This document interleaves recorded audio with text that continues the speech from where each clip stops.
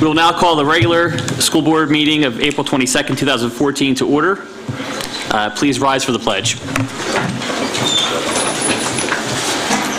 I pledge allegiance to the flag of the United States of America and to the republic for which it stands, one nation, under God, indivisible, with liberty and justice for all. God bless America.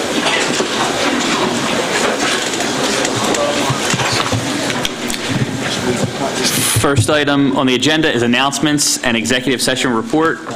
First, the public is hereby advised of audio and video recording of this meeting for the purposes of rebroadcasting. Secondly, I'd like to report that the board met immediately prior to the start of this meeting in executive session for matters regarding 3 items. 1, personnel. 2, contract negotiations with Teamsters. And 3, legal matter between John Andrews versus Methacton School District on bond application to the DCED. By way of attendance, all board members are present except Mr. Roth and Mr. O'Neill, both of whom are traveling for work. Moving on to item number 5, recognition of guests and scheduled speakers. Dr. Zerbe. Thank you, Mr. President. I want to turn the item 5.1 over to Mr. Harney. Mr. Harney? And I'm not sure, is Mr. Iannozzi here?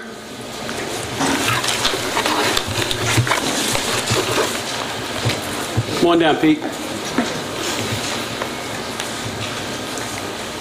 We want to give Mr. Iannozzi, Pete Iannozzi, one of our fine bus drivers, been with us for, I think, over 18 years now, is retiring, and we wanted to honor him by giving him this plaque today and thanking him for his years of service, taking care of our kids on those buses, and always being there for us, so we really appreciate it. So I'd like to get a round of applause for Mr. Iannozzi.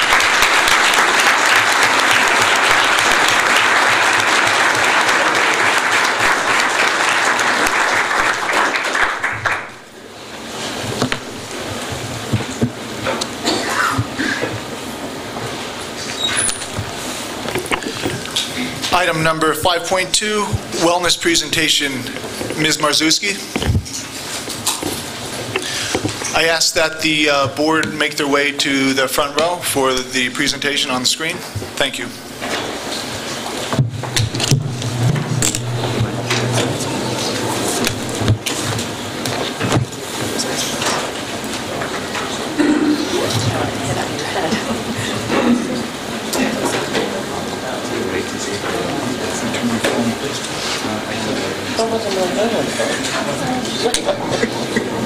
My phone is off. What? So don't lose your seats. I'm afraid to save the seats left.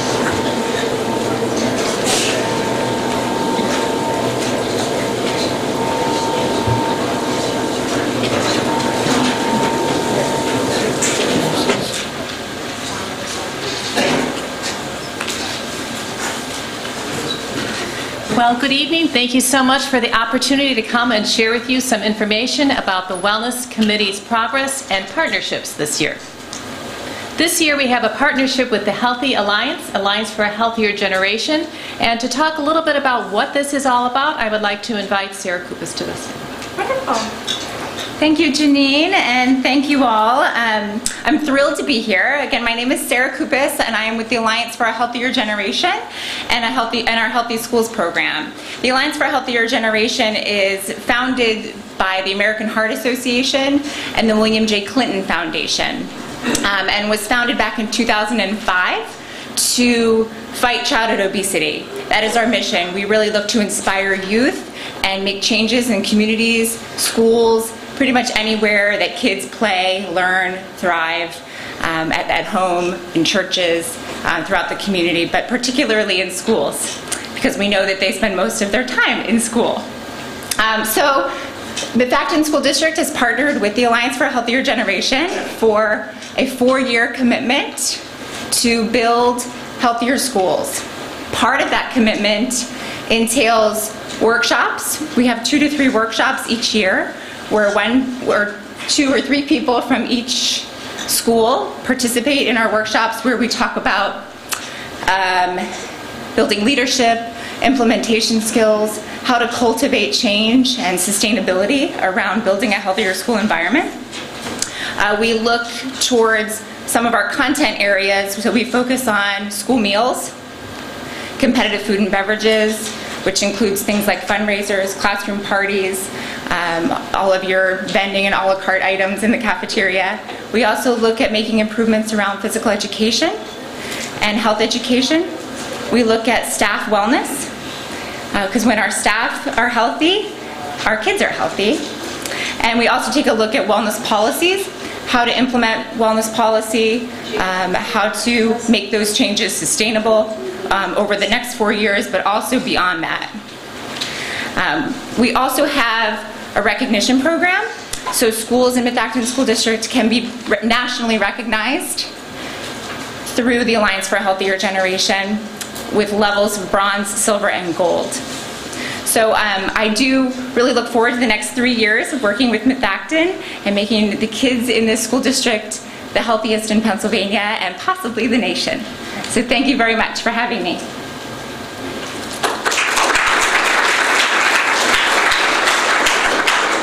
So what actually did the Wellness Committee do this year?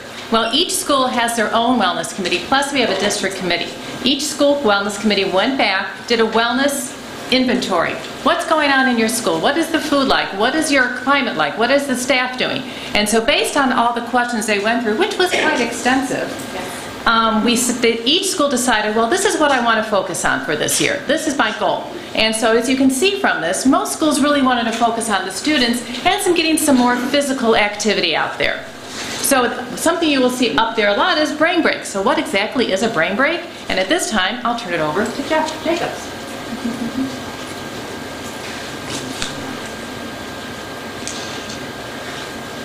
I'm Jeff Jacobs, and I teach at Worcester Elementary School, and I'm the K-6 Health and Physical Education Coordinator. Brain breaks are nothing, they're not new. It's just something that the research is now supporting and showing that there's so many good reasons to incorporate them into your classroom. So I'm going to give you the very short version. Brain breaks are physical activities that allow students to re-energize, refresh, and refocus. When done periodically throughout the day, brain breaks can help improve student learning.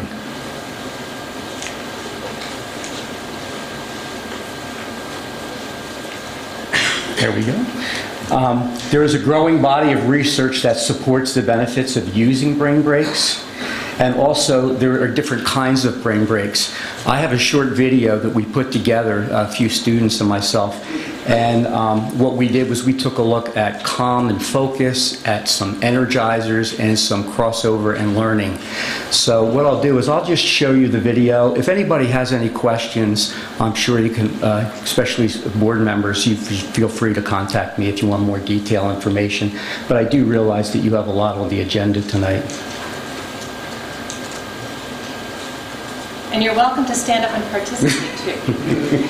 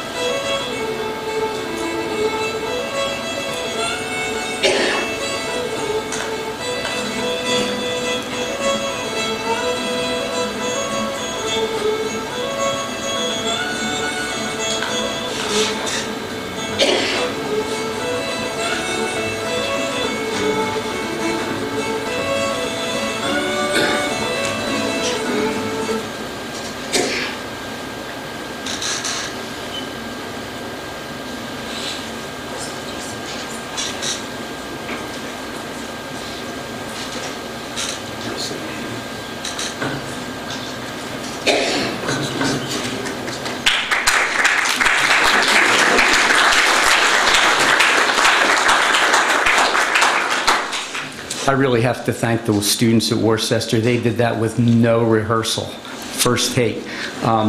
Anyway, there's plenty of websites, there's plenty of information on brain breaks out there. If you're interested in some of the neuroscience behind it, John Rady from Harvard University is a good person to Google. And again, if anybody ever has any questions, feel free to contact me. And a special thanks to the Alliance for a Healthier Generation for really helping us move forward. And yes, you too can do these at home. Any questions regarding the Wellness Committee and where we are moving forward for this year? Okay, thank you. Thank you.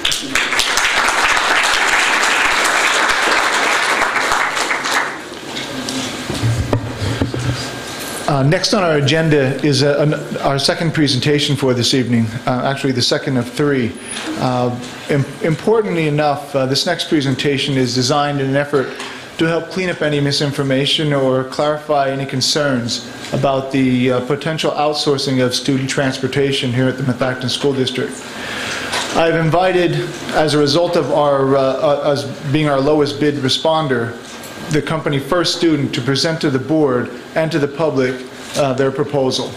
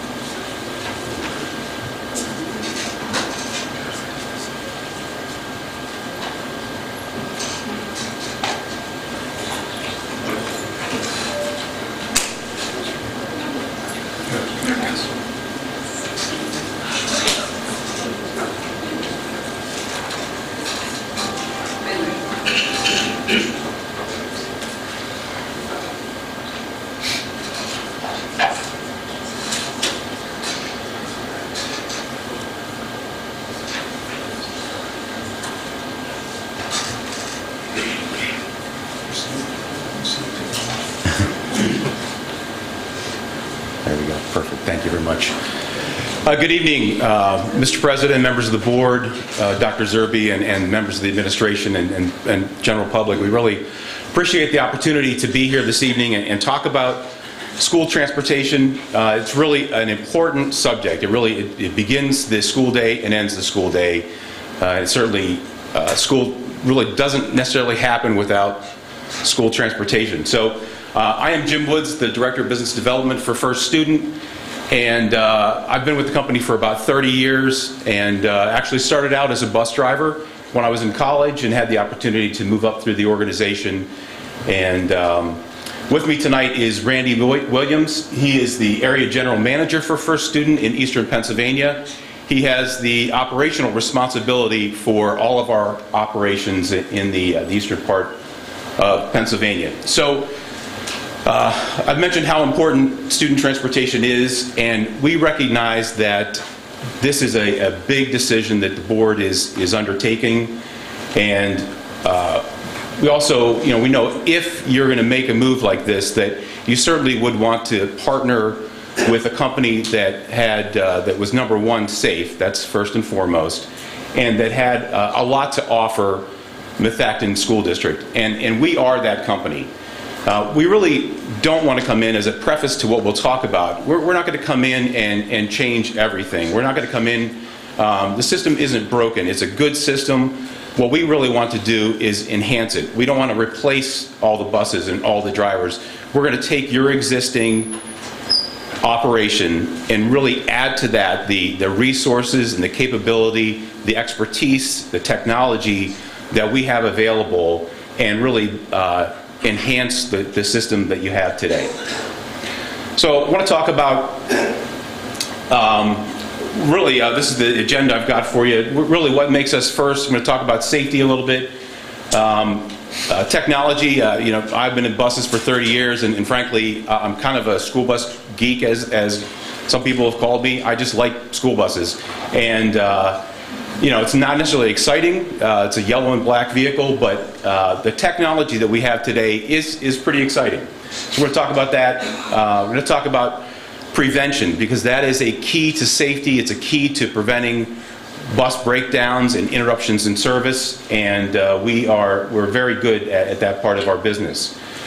We're going to also talk about the workforce that we have, and an important piece of this, if you are to make a decision like this, is you want to make sure that your employees are going to be well taken care of, that the company that they would go to work for cares about them as individuals, will develop them as school bus drivers and school bus aides, and help them to be the best that they can be. We'll talk briefly about the transition and how we will walk with the school district and the employees through that process to a successful outcome. And lastly, I'm just going to mention about the balance between savings and taking care of everyone in the process. So number of things that make us first, and there's really two parts of this. There's one part where I'm going to talk about how really the size and scope of our company, and the fact that we can deliver great pricing because of the volume of business that we have. The other portion of it is local delivery, because all that expertise that we have in our headquarters building and all the ability to purchase at a low cost doesn't matter if we don't deliver great service safely on a daily basis. So this is First America, our parent company. There's really 4 divisions. First Student that we're talking about today, our transit division that operates about 300 million passengers each year. It's similar to a SEPTA service. We run the shuttle buses at the airport. We do a lot of major cities throughout the North America. We operate the city buses for them in First Transit. First Services is a municipal maintenance company. They are frankly experts at running. One of our contracts is 2,500 police cars we maintain on a daily basis. The last division of the company, Greyhound, is a very familiar name. We are the only large-scale city-to-city transporter in the United States. There are some smaller ones in regions, but we are the only one that works across North America. So First Student itself, we are in 38 states. We operate over 50,000 buses and almost 60,000 employees in North America. So about 1 in 9 school buses on the road today is operated by First Student. In Pennsylvania, we operate somewhere between 3,500 and 3,600 buses. So in Pennsylvania, actually about 1 in 10 buses on the road belongs to First Student and is operated by us. It says on the bottom here that our average fleet age is 7.34 years. So we maintain a young fleet. We believe very strongly in operating vehicles and using that asset fully to the end of its life. But we also know that buses get old, and as they get older, they tend to break down more often. So we want to replace them on a regular basis. So that was the large side of our business. An important, another factor in what we do is the way that we integrate into the community. The majority of our employees that service a school district live in the community. They obviously work, they shop, they are parents and aunts and uncles of students in the school system. So it's important for us to really be involved in the community.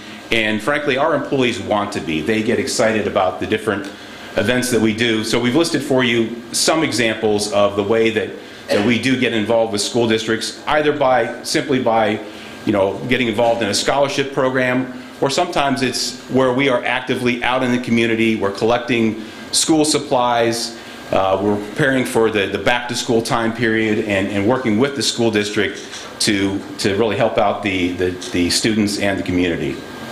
Some of them, quite frankly, like Potato Fest in the middle, I don't even know what it is. I just know that somebody asked us to be involved, and our folks said yes. So we were in Potato Fest. Another thing that I believe makes us first is how we look at ourselves and our mission as a company.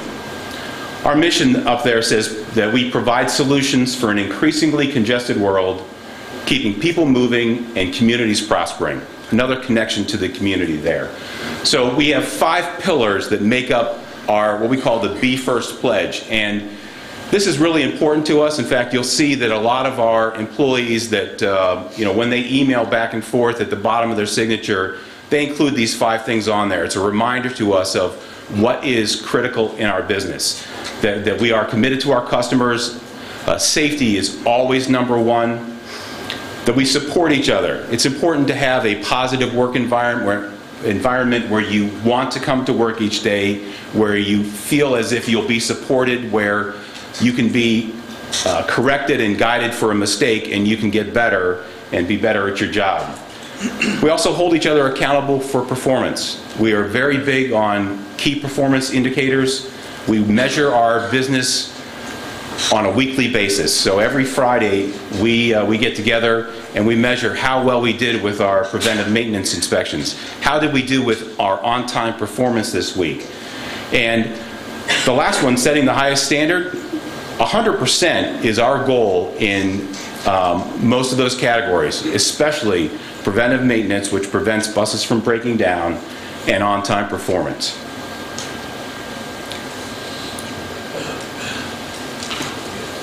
So I think I pressed the wrong button. Good evening.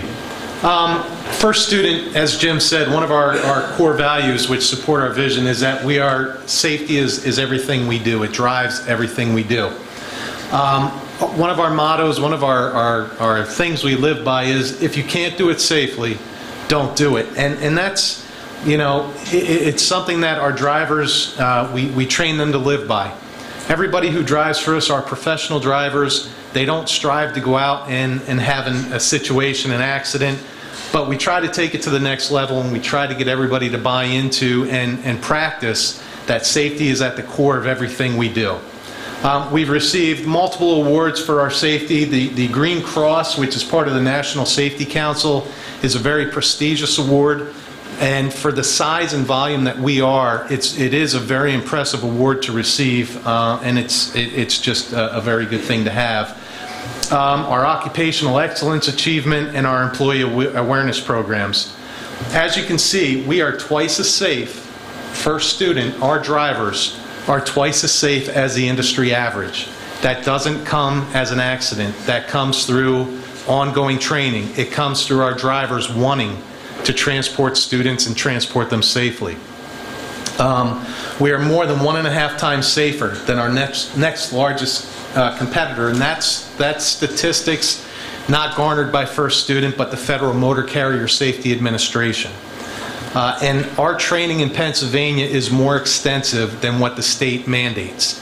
The state mandates 20 hours of training. First Student puts every one of our employees who are going to become drivers through a minimum of 40 hours of training. So again, we're training our people to go to the next step. Past winners of this Green Cross Safety Program, you can see UPS, ExxonMobil, Ryder, Intel. So we're in some very good company with the type of achievements we've been able to make. Again, you look at, so what's your safety program all about? Well, number one, you'll always see every one of our employees in a yellow safety vest. If you see me here on the school district property, if this is a way you choose to go, I'll be in a vest. Jim will be in a vest. All of our drivers. And the reason for that is we can see our employees. So on a dark morning, we don't have a mishap. But it also helps the school district to identify, yes, that is a First Student driver. All of our vehicles have crossing control arms. We were the first to do this to every one of our vehicles. That's the front gate to ensure that the students cross outside the safety zone in front of the bus, where many, many accidents do happen. We've solidified a long-term arrangement and agreement with Thomas Built Buses. So we've gone after the best to transport our students, your students, and we've worked with them to ensure that all the safety features are up to what we look for. We have a lot of technology, as Jim's going to talk about a little further, but just on a high level, Zonar. It's a GPS system that allows us to know where the buses are at all times, to know that the bus did or did not stop to pick up little Johnny Smith. And if they didn't, we can find out why. ZPass student tracking technology to know, as a parent, my student's on the bus or not on the bus. Digital video on all of our vehicles. And child checkmate. Child checkmate, every day when a driver has done a run, they must go to the back of the vehicle and deactivate a system to ensure that there's no child left there sleeping, hiding, whatever the case may be. So again, a lot of safety goes into everything we do. So technology is exciting for me anyway, and one of the things that we've been able to do as a company, because we have more than 50,000 buses on the road, we get a lot of experience with what works and what does not. So the technology that we have, that we bring to the table, is technology that works. Randy mentioned Zonar. It's very exciting. It provides proof positive whether the driver did or did not do their route.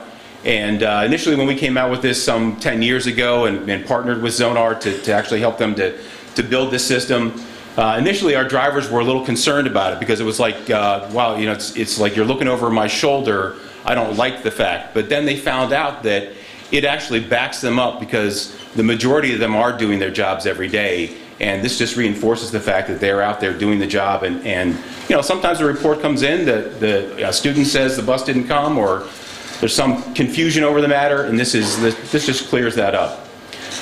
Zonar for us also ties into our maintenance system. We have a computerized maintenance system that we track our preventive maintenance inspections with.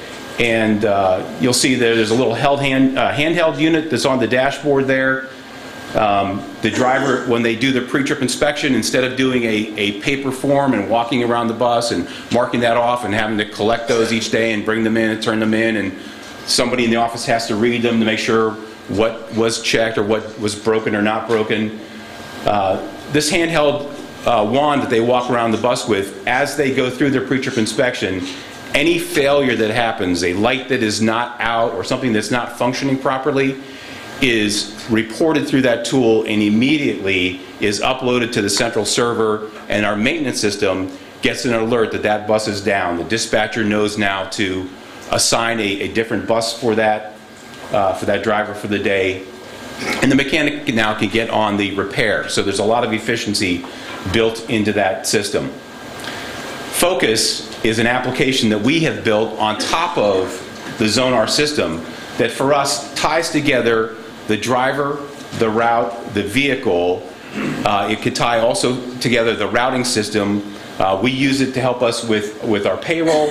We use it for a lot of different applications to be able to monitor what's going on.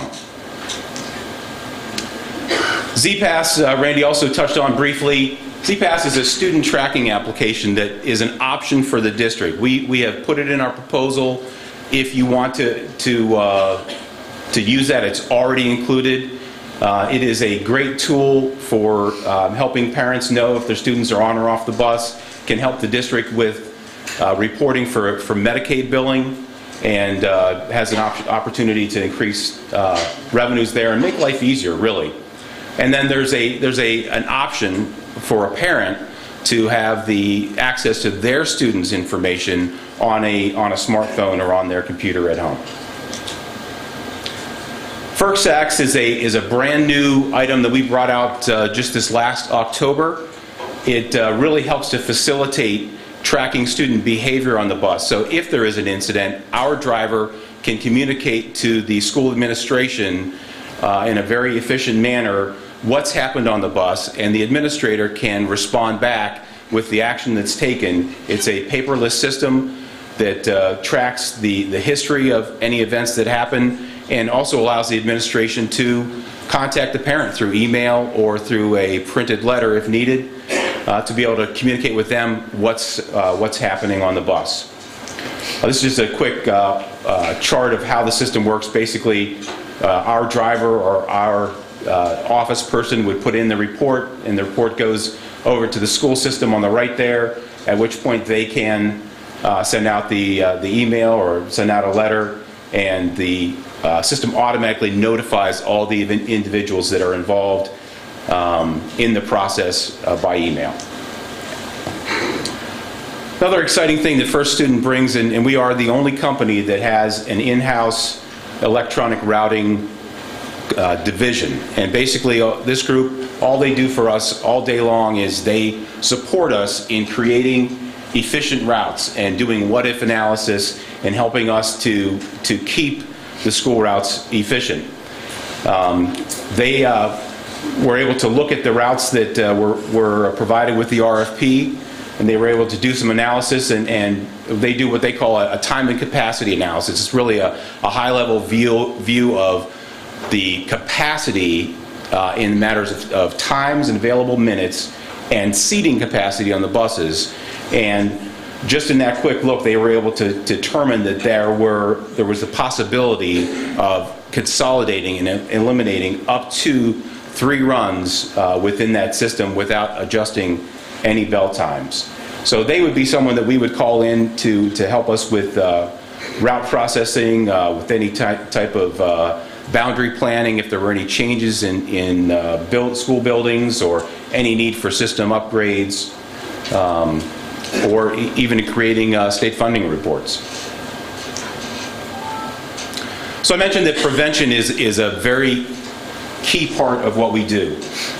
Prevention and maintenance, preventing a bus from breaking down, make sure that kids are picked up on time, that there's no failures in service.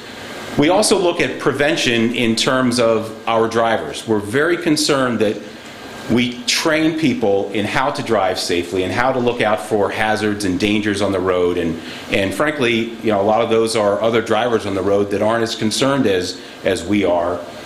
And we want to prevent accidents from happening. So that's what we're going to focus on throughout the process. In terms of maintenance, we developed a system that we call Lean Shops. For those who are familiar with the Six Sigma program, we've used a lot of the characteristics of that program to really look at the workflow in our shops and eliminate any unnecessary time or paperwork that our technicians might need to spend, because we really want them working on the buses. So the computer system helps to keep them working on the buses and turning wrenches, and they spend a lot more time doing that and a lot less time chasing buses on the road and filling out paperwork.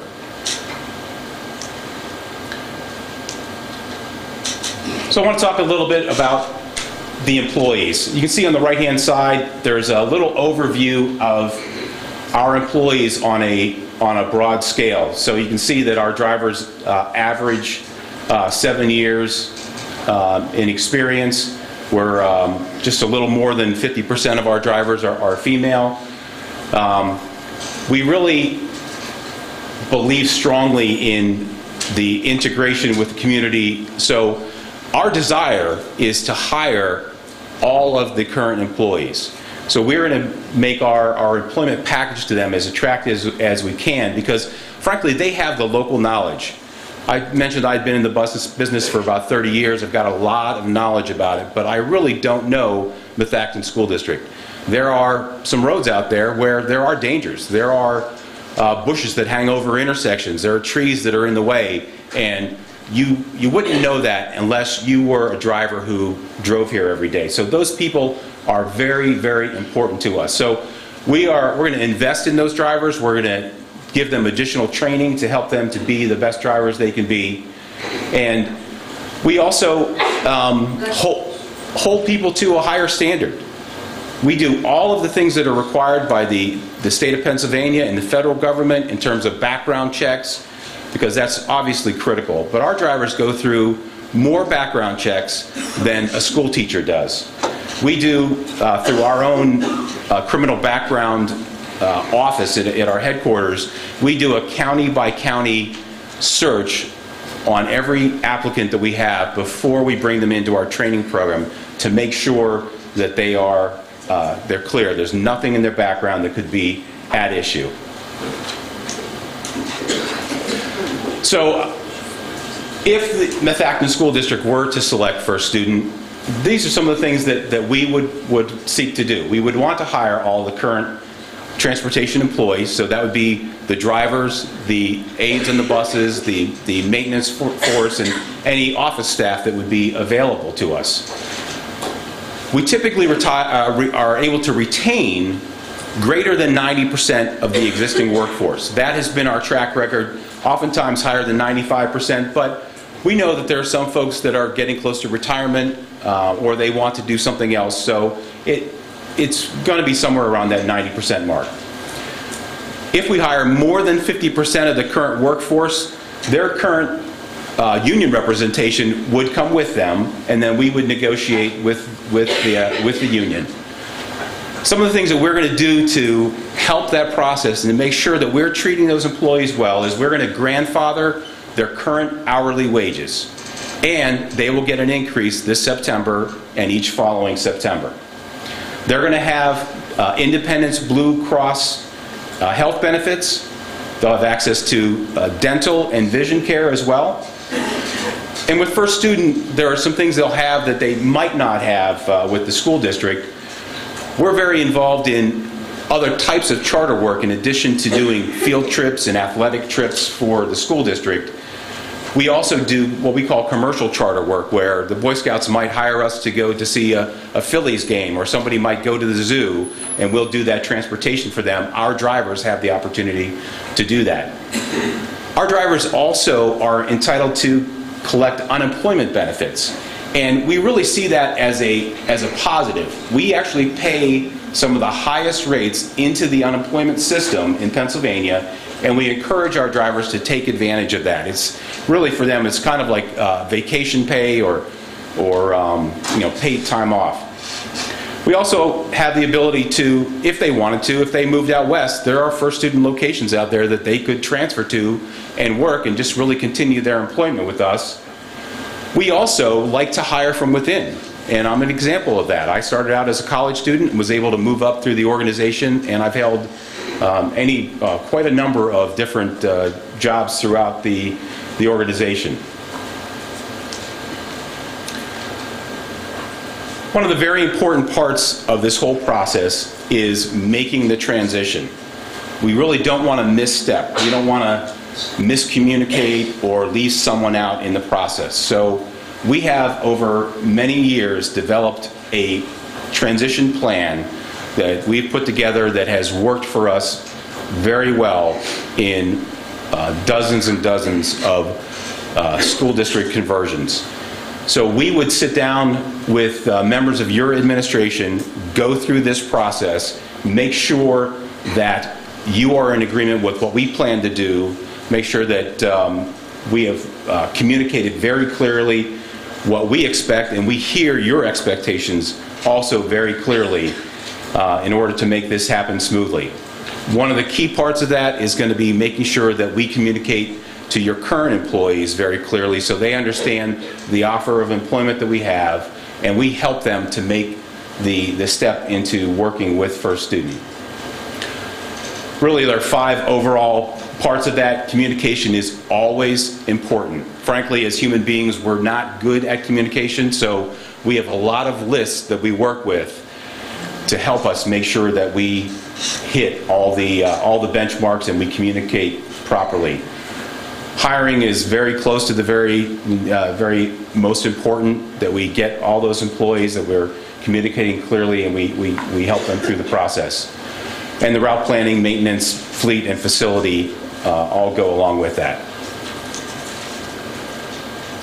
I mentioned before that if you were to do this, I really believe that the current plan is a very good plan. I think it has a great balance of delivering operational savings. There's an option for us to purchase the fleet if you want, to provide cash to the district up front. Our cost structure is fixed, so you'll know what transportation is going to cost over the next 5 years.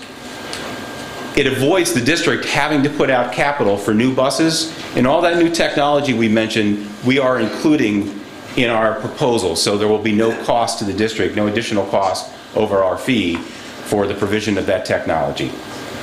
Along with that, in balance, we are grandfathering the wages of the existing employees and helping them with the medical plan and giving them additional opportunities. And the end result is there is savings to go back into the classroom and really focus on the core mission of the district in educating students in balance with taking care of the current employees. Really just wrapping up, and then I'll open it up for questions. We do appreciate the opportunity. We're a company that has been around for 100 years. We've been doing this for more than 1,200 customers across the country. A lot of experience to bring, and we really want to partner with you, and we want to come in and add what we have to offer to your existing system and enhance it and just make things better. If there are any questions, I'll be glad to answer those at this time. Questions on the board? Hi. I have a question. One question. If it's a 5-year contract, year 6, typically in school districts, where do you see the increase in the contract? If you buy our fleet and we get through the first 5 years and have no fleet, what generally does year 6, 7, all the way through 10 look like when you go through that next contract? That's a great question. And I think that one of the common misconceptions is that you get to year 5, if we've bought your fleet, that we now can hold you hostage because we have your buses. In reality, the open market really prevents that from happening because there are a lot of people who are interested in having your business. So there's always the opportunity for the district to put the routes out for bid again, and really that's leverage that the district has. And for us, in terms of what that increase would be, because it's a 5-year initial contract, we're going to have a pretty fair amount of costs that we build in startup costs into our initial 5 years. And that really, because we're going to try and pay most of those off over 5 years, it takes some of the financial pressure off of us. So we really expect to get to the end of that 5-year period. We're going to want to not have you go out to bid. We're going to want you to renew with us. So we're really, the pressure on us is to make sure that the offer we have for you at that time is attractive enough that you won't go back out to bid. So is there, in other districts, have you seen a 5% increase, a 10% increase over cost for the next 5 years? What's your typical increase? What we built into this contract is 2.5% increases each year, and that's probably typical of what there would be. And it is typical, but there are a lot of factors. In 5 years, the cost of petroleum has quadrupled or 40% increase. So there may be some costs where we have to say, look, we have to pass those on, or there may be splits there. Traditionally, we're seeing consistency in the out years to what we're currently in, but I'd hate to sit here and say to you, well, you can figure on 2.5–3%, and then everything changes in 6 years. That wouldn't be fair to you. It wouldn't be fair to us. But consistently, we're able to keep our costs relatively where the current increases are. You mentioned petroleum costs. You guys have a strategy around options to maintain those costs at certain levels, or you just have to versus the market? Well, being the largest... What was the question? The question was, do we have... What we'll do is let's have the board go back to their seats, because this will end any use of the presentation here. Then we can allow for some time for the public to also ask some questions once the board has exhausted their time with the questions, okay? Great. So let's return back to seats. It'll allow us to hear better. I'll repeat it. Yeah, no problem. I don't think I could go verbatim.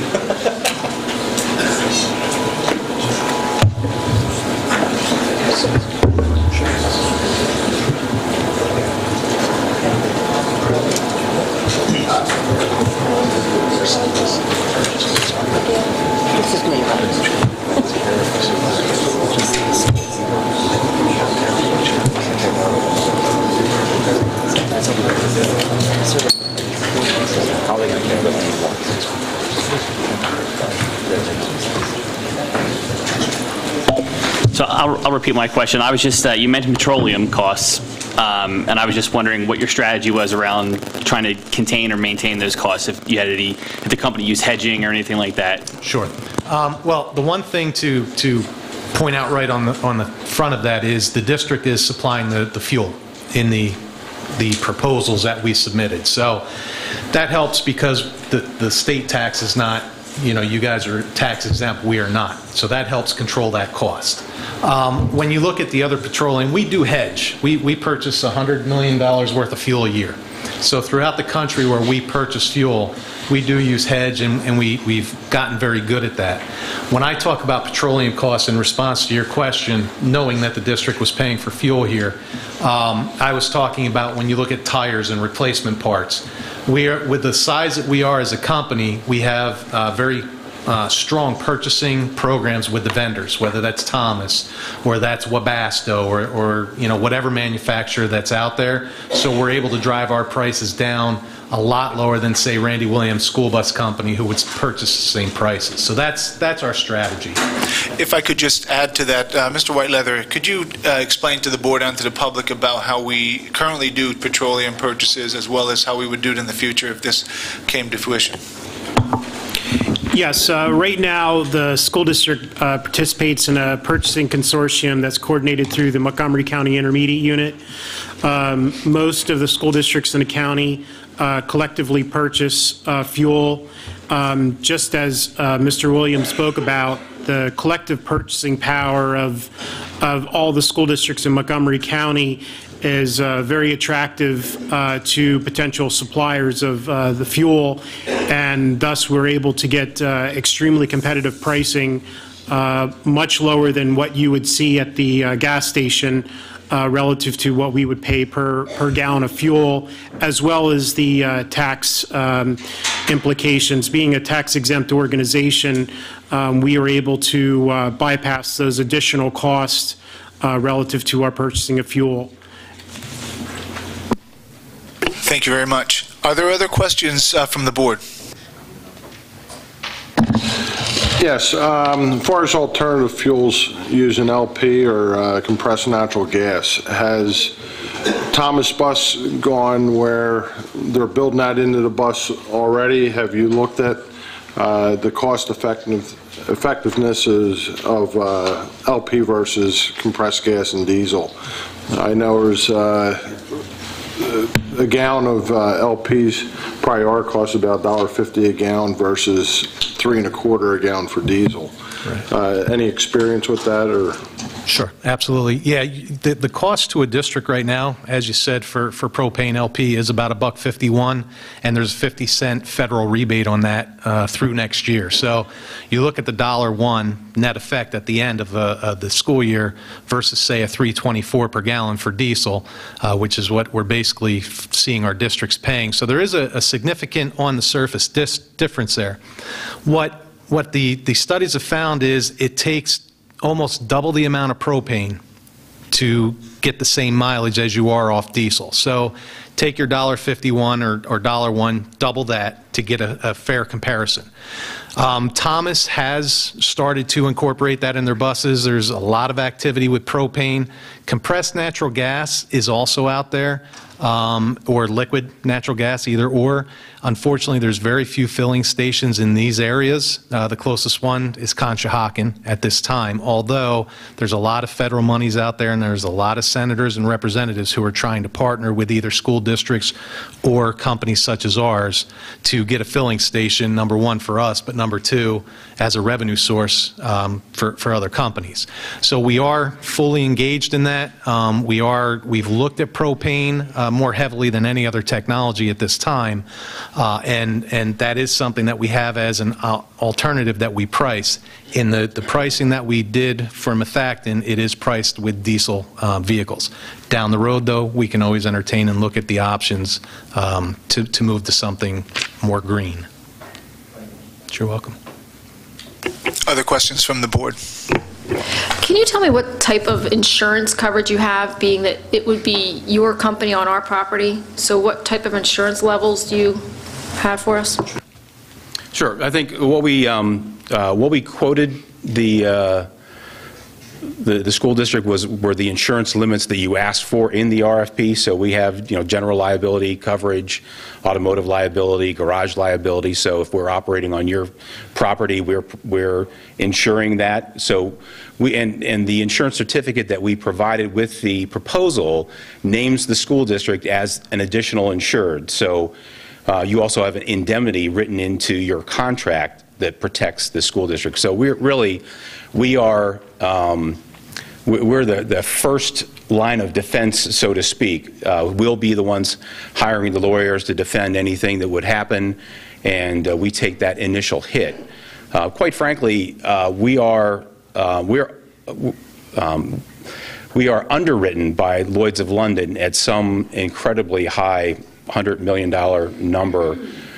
So we have very deep pockets in that regard. It's A rating or better. A rating or better. Any other questions from the members of the board at this time? I have one follow-up. I'm sorry, Jim. To actually all three questions. We also, and just for edification purposes, we service multiple school districts within your general vicinity as well, also throughout eastern Pennsylvania. But Colonial School District, Norristown School District, Lower Moreland, in this area, they're your closest surroundings. So we have a lot of experience in this area. Jim and I have done 2 other conversions together over the past 5-6 years. So this would be considered a conversion. So as far as expertise, we bring that knowledge to the table. So again, you do have some neighboring districts that also are with us as well. If there are no other questions from the members of the board, I'd like to ask the president if it would be okay if we entertain the questions from the audience. Yeah, definitely. Okay. If anyone has questions related to the first student presentation, please feel free to come forward. Hi, how are you? Good, how are you? Good, thank you. Hi, my name's Sandra Burns. I'm a member of the school district, of course, for a really long time. I'm just want to ask a couple questions. Number one, so if you're going to introduce another 41 buses, is that above and beyond of what we already have in our school district? Or you're going to replace and put 41 new buses? That would be the first question. Second question is, from 6:30 in the morning till 9 o'clock, the most traffic in the entire township is our school buses. So if we possibly, I think everybody except the high schoolers from Team Meta would be we had school buses and we were all on the same bus from 1st to 8th grade and then maybe from 9th to 12th. So now that we have to have different schools, so every 20 minutes our schools are starting at a different time, if we condense those, wouldn't it save over half the money that we're spending on the school buses or the gas or the time or the employees that we have? Possibly. Because they all have to go 20 minutes different. Also, I didn't hear anything about drug testing or anything like that in your background checks. You said that you were doing extensive background checks, but I didn't hear anything about drug testing or what kind of checks that they were going through. And I'm sure I have a couple more, but I don't remember. Thank you. There's a few. That's fine. I'm going to try and answer those. If I miss something, please remind me. Appreciate it. So the 41 new buses that we're bringing in are replacing the oldest equipment that is currently in the fleet. So those would be 41 new Thomas buses, as we talked about our partnership with Thomas Built Bus Company. So those would be replacing existing, not adding to it. It's over the course of the contract, too. 41 is the first year, and then there are additional replacements because you mandated a maximum age, I believe, of 10 years for the route buses. And that's important because it helps to maximize the subsidy that you get from the state of Pennsylvania for your transportation system. So that's important that you keep that age. I believe your second question was regarding drug testing, and if I failed to mention that, my apologies.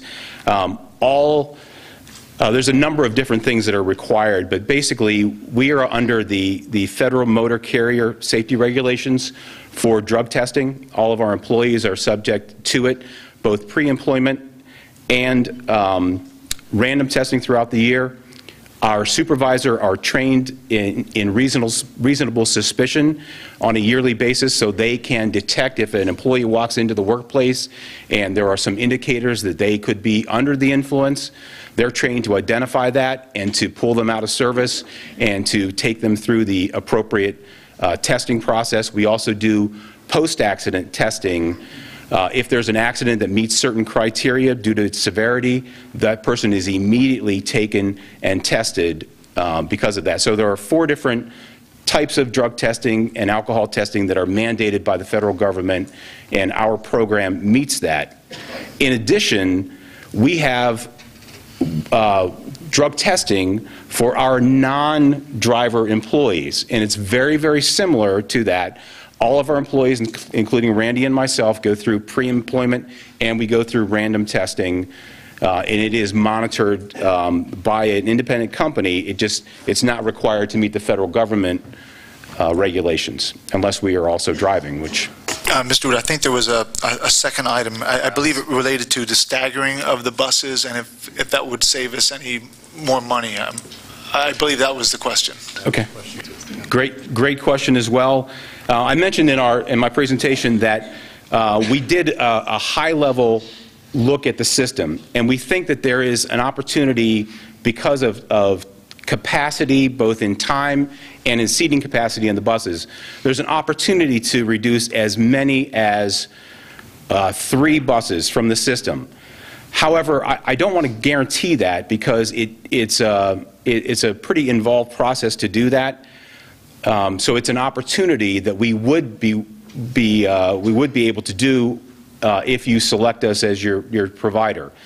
And that's without changing any bell times. There certainly could be additional opportunities if we were to change bell times somewhat.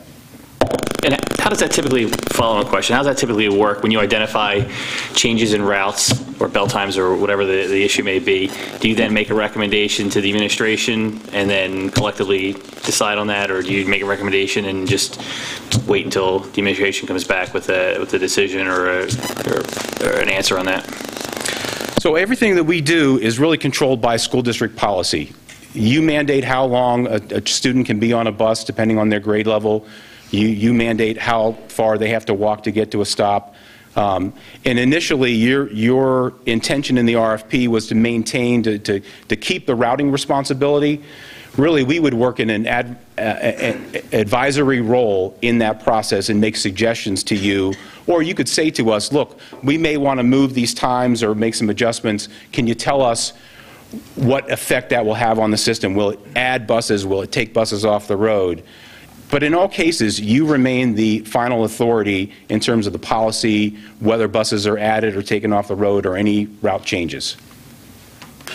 And Jim, I certainly don't want to put words into your mouth, but I think in conversations that we may have had, your intent not only was to hire our drivers, but to theoretically put them on the same routes that they may be actually driving today, and then therefore, the change won't be as impactful for our students and families. Is there some truth to that? That is very accurate. We really want to keep them as intact as possible because we really smooth out the transition.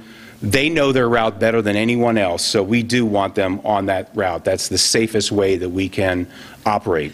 And as much as we can, we'll recognize the current operating procedures that are in place. So when it comes to bidding on routes or not bidding on routes or keeping their route year over year, we're going to look at the existing situation and try and keep that in play. Where we can recognize their school district tenure, their seniority date with the school district, we will recognize that date. I think one other piece to add to that, as Jim said, we were talking about, we don't have 90 drivers sitting on a bench somewhere waiting to come in and take your jobs. We don't want that. As Jim said, you know the routes, which is a safety key. But more important than that, you know the students. You know the students you have on your bus every day. You know the parents. You know when somebody there to pick up that student isn't the right person. You already know that. If we bring in brand new people, we don't have that peace of mind. The district doesn't keep that peace of mind.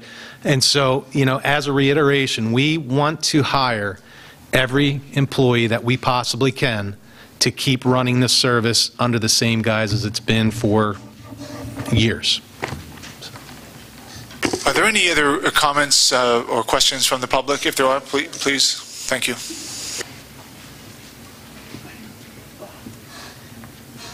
In the bidding process, I don't know how you bid busing rides for 5 years, correct? Does that include after-school activity buses? Are we bringing those back? Because we don't have them. We had them taken out a few years ago. Like for kids to go home, like after, not to bring them back to school, take them home after, like say they wrestle or they play football or cheerleading.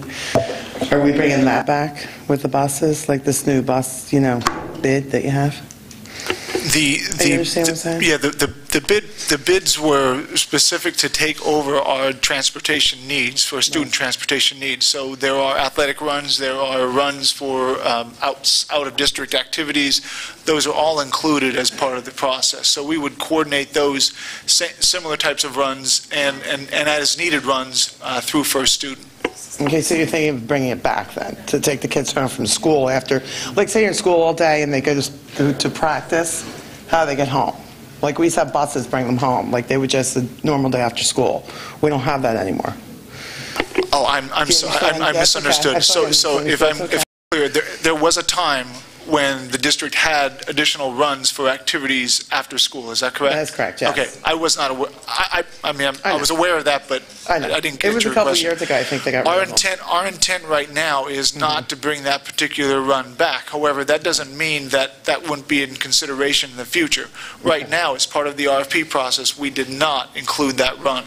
The RFP process included all the services we currently provide or would continue to provide today. Okay, so if you take a contract for a 5-year bid, so are you in the bid going to have the opportunity or the fluctuality to say, if we get extra money in our district, to say, yes, I want to add on 30 buses. Will we have that, opportunity to do that even though we're stuck in a contract? Do you know what I'm saying? Within the contract, the language will allow the opportunity for us to have flexibility to add additional routes or to take routes away and possibly even save money as time goes on. So yeah, that's certainly something we need to consider, and that'll be reviewed. The contract in full reviewed by our solicitor's office to make sure those types of language elements are part of that contract. Okay, thank you. Before you go, could you state your name and where you live for the record? All right, Donna Colarecci, and I live in Naperville, PA. there any other comments related to the first student presentation from the public?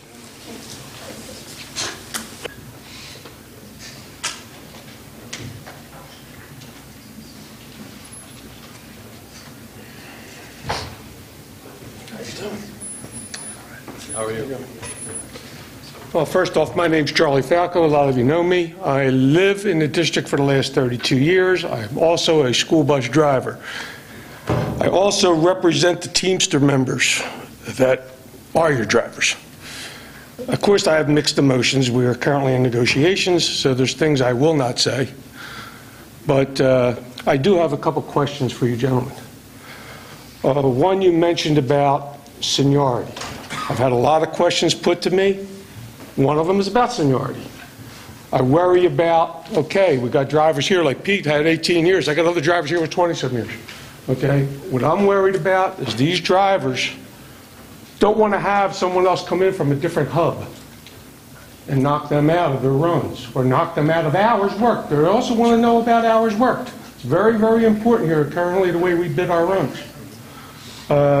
You mentioned about hourly wage. Now, I like to think of a guarantee on hourly wage. Okay, what happens in 5 years? You know, our hourly wage, does it just disappear in 5 years when a new contract pops up and you renegotiate a contract? It's a big, big concern, you know, for the people that I represent. So if you could answer something on that, I would appreciate it. Can't answer it from a representation standpoint, obviously, because your current CBA is with the school district and not with us. But what we can answer to your points, which are very good points, seniority. When we do a conversion, which again this is considered a conversion, we typically recognize the seniority date from the time that you started with the district. As Jim had said, if 50% of the employees currently choose to come with us, which we truly hope happens, then we recognize the union representation. So there are some issues that I can't address because they do go into union representation, but we do typically recognize school district seniority dates. As far as other drivers coming into the district and taking hours or seniority, that's one of the benefits of working for a company such as ours. We do offer the ability to transfer. It is also for the membership, if Methacton chooses to go with first student, anybody who moves to wherever there are first student facilities, they have the availability to transfer to that facility, pending there's an open position, and bring their seniority with them.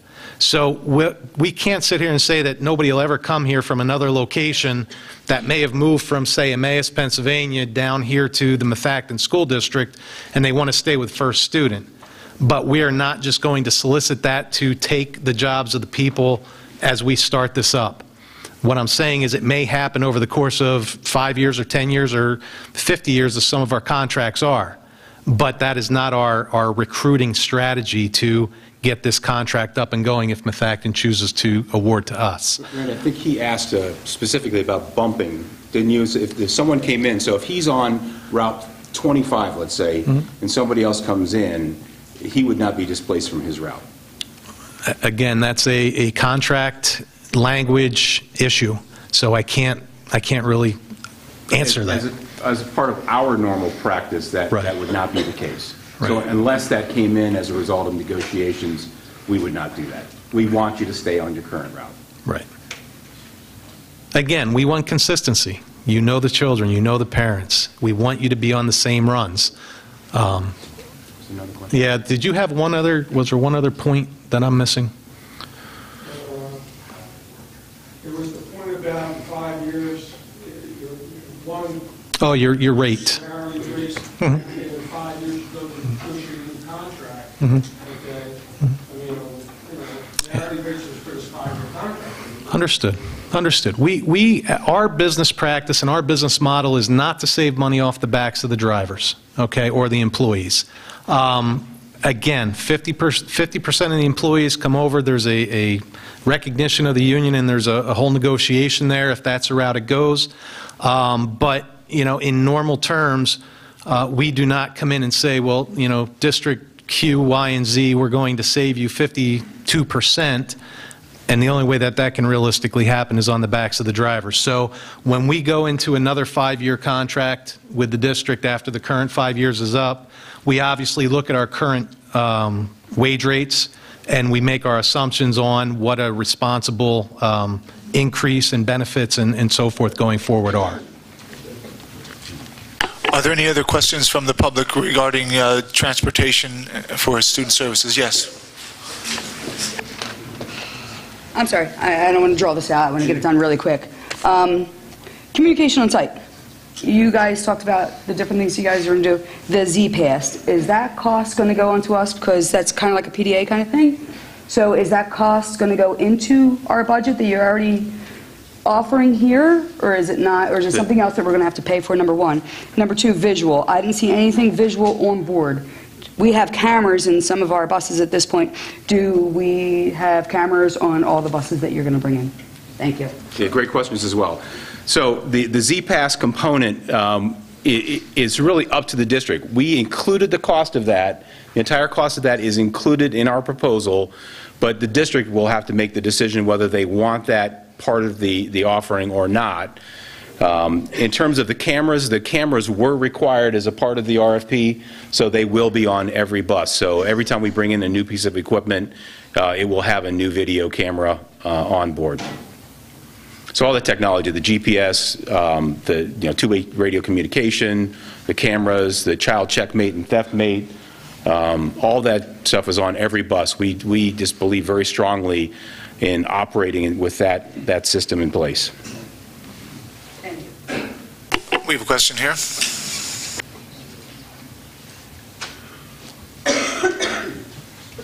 John Andrews, Lower Providence. I presume that a high percentage of the transportation staff are residents of Methacton, and is there any assurance that the same percentage of residents will be adhered to with an outside contractor? I don't know if we specified in our RFP that we would deal with a residency issue for the drivers. However, we did specify that, and under the proposal from First Student, that they would hire, and they claimed that in other locations they've hired up to 90% or more of the current workforce from a school district, which therein lies our ability to transfer that workforce. And if they happen to be a large majority of our public, certainly they would transfer. And to go along with that, recruiting of new employees as the need arises, we will obviously look to the local community first. It makes sense. Getting someone to drive from Center City, Philadelphia out to here is probably not very realistic. It may happen, but we are going to attempt, we're going to focus our recruiting efforts in this local community, which we do at all of our districts we service. Any other questions from the public regarding transportation? If not, I'd like to thank both Randy and Jim for their presentation this evening. Thank you. Thank you.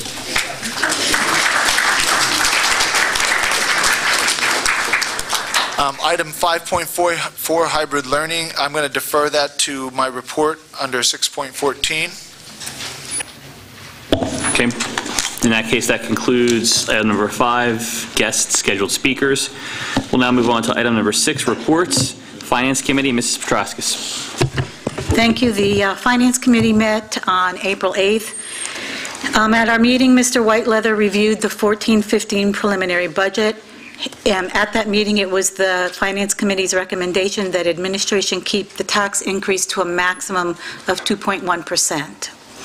Dr. Zerbe and Mr. Whiteleather also reviewed the district capacity, and again, it was the committee's recommendation that administration seek professional assistance to conduct a district capacity study.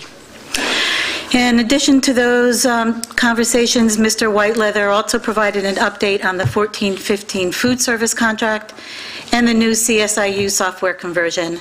Our next meeting is scheduled for Tuesday, May 13th at 6 p.m. at the admin building. Thank you. Mr. Whiteleather, anything to add? Very good, thank you. Thank you. Next on the agenda is the Policy Committee. Mrs. Hackett. The Policy Committee met this month on 2 dates, April 15th and April 17th, a combined meeting. And we are recommending several policies for first reading for tonight and have referred several other policies to administration for consideration on wording. Our next meeting is at 6:15 on May 27th, right here. Thank you. Next on the agenda is Property Committee. Mr. Phillips. Good evening. We had our last meeting. We discussed outreach for the community baseball teams and or leagues, working with the Property Committee and the district for a better start next year when it comes to maintenance of the property, getting things done. So we're going to have a little more discussion on how to go about that next property meeting. Also, the field project that's currently still in a holding pattern, waiting on our bond issue and to move forward. And I believe next Monday is our next conditional use hearing, which I'd love to see all you guys at the Worcester Township meeting. And one thing to note on the buses, if I'm correct, I think our average age of the bus is about 17 years on the buses. So first student is 7.3, and we're at 17 years on the average age of the buses. Just a little note. And the intermediate unit report meetings next Wednesday. Thank you. Thank you. Why don't you stay on, you and Mrs. Woodring, for North Monco Technical Career Center. Thank you. We met last night at the Technical Career Center. The main focus of the meeting was the 14-15 budget. Last evening, the Joint Operating Committee voted to approve the recommended budget of $11.2 million. This represents a 2.06% increase over last year and includes using $195,000 from fund balance to support building and network infrastructure upgrades, largely going toward the HVAC and welding programs. Both those programs have new instructors, and those monies are necessary to bring instruction equipment and materials up to industry standards. Otherwise, we are in the throes of the competency test, the skills test, and the most recent newsletter from the Career Center would indicate that they will be having their senior evening where they demonstrate their skills, and also their senior graduation exercises or is in June. Thank you. Do you have anything to add, or are you good?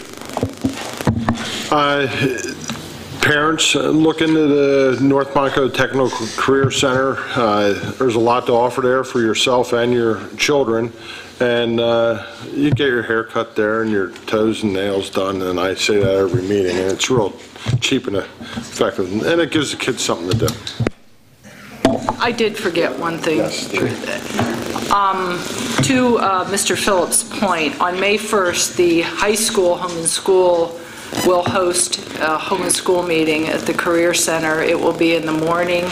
Breakfast will be offered, followed by a tour and some familiarization with the programs at the Career Center. Thank you. Thank you, and thank you for the reminder about the haircut options, Mr. Phillips. Community Liaison, Mrs. Barone.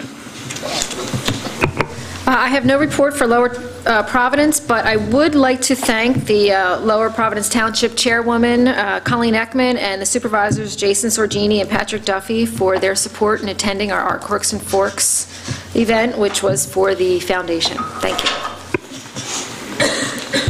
Very good. Moving on to Curriculum Liaison, Ms. Sackett. Our next Curriculum Council meeting is on May the 7th at 3:15 in the afternoon in the high school. And at this time of the year, as with the Career Center, we are doing testing in the schools. Fun, fun, fun. Education Foundation Liaison, Mrs. Barone. Okay, I attended their meeting on April 1st. It was mostly agenda items were the budget, bylaws, communications, fund development. They have 3 board positions that are ending and will need to be filled. And most importantly, I do not have all of the details yet, so I will have more to say next month, but the Art Corks and Forks was a huge success on April 7th. They were able to sell over 270 tickets, which was phenomenal. It was great, and Michael up there was a great performer, and everyone had a great time. So put that on your calendars for next year and come on out and join in. Thanks. Thank you. It was a great event. I'm sorry. Thank you, board members, for attending. That was absolutely wonderful that everyone came, and administrators, of course. Thank you. You're quite welcome. Moving on to Home and School Liaison, Mrs. Hackett and Mrs. Petraskis. I attended 5 home and school meetings in the last month. The 3 of them were elementary schools. One was the upper elementary and one was the middle school. One of the major items on their list at this time of year is election of officers for next year, and with the exception of one school, which will do it next month, they all now have officers for next year, which was a little bit of a concern for a bit, but people did step up to the plate. We also are working on the Methacton Coordinating Council. We had a meeting on April 14th. Our next meeting is April 30th, next Wednesday, and we are working on the bylaws. Each member of the board has taken a section of the bylaws to work on. I feel pretty comfortable that we will have a set of bylaws pretty well worked on at the next meeting. And we have also applied for corporate status, and right after that we will apply for nonprofit status. Thank you. The only thing I have to add to that is we will be updating the website. It's still under the old configuration, but we will be updating that, Angela, by the way. And the minutes of our meeting will be posted there, so you can keep up to date on what's going on with the new coordinating council. And thank you. Do you want me to continue? Yeah, please. Okay. Okay, so in Harrisburg, let's see, some good news for a change. There is more than $779 million available for statewide property tax relief. This is money that's being made available from gaming revenue. So it's averaged that each household in the state of Pennsylvania will see a $200 reduction in their tax. I was talking with Stuart Whiteleather earlier tonight. If here at Methacton, if we stuck to a 2.1% increase in our budget, that would mean about a $90 increase. So hopefully this will net us this year actually about a $190 decrease to your tax bill. Let's see. The House Education Committee and the House Health Committee will jointly hold a public hearing on Wednesday, May 7th to hear concerns about the school-based access program. Dr. Zerbe will be talking about that later. The board is going to vote in a resolution. And what school districts are allowed to bill Medicaid on behalf of special ed students for certain services and certain equipment. And it's generally a pretty well set pattern. The bills go in. But now there's some legislation where we'll have to receive denials from other insurance companies before we can go ahead and bill Medicare, which will slow down our payments. So that's going to be discussed at this meeting on Wednesday, May 7th. Oh, let's see. The Senate and House Education Committee took action on identical bills that would create a formula for state funding of special ed programs as recommended by the Special Education Funding Formula Commission. PSBA supports this bill. This formula is a very long time coming. Special ed has been reimbursed very inequitably, so hopefully this will get moving here. House Bill 1738 creates a commission that will do the same thing for regular ed that it did for special ed. It's going to examine and identify factors that could be used to determine the distribution of basic ed funding among schools. There's going to be public hearings, and the PSBA supports this as well. Under athletic reporting, I think we spoke about this a couple of meetings ago, where there was a bill out there, an Act 82, that was going to require our athletic department to fill out massive amounts of information. So this House Bill 1734 it seeks a mandate for some relief on this bill. It should be noted, however, that House Bill 1737 is solely about mandate relief, not an attack on gender equity in sports. However, legislators are not inclined to move the bill forward at this time. House Bill 1671 would amend the Sunshine Law regarding executive sessions. Our executive sessions, as you've seen, are announced at the beginning of all our meetings. House Bill 1671 would expand the reasons for executive session to include reviewing specific employment matters and to discuss plans regarding security and emergency preparedness. The bill would also require agencies, school boards, to record all executive sessions in its entirety and to maintain the recording for 1 year.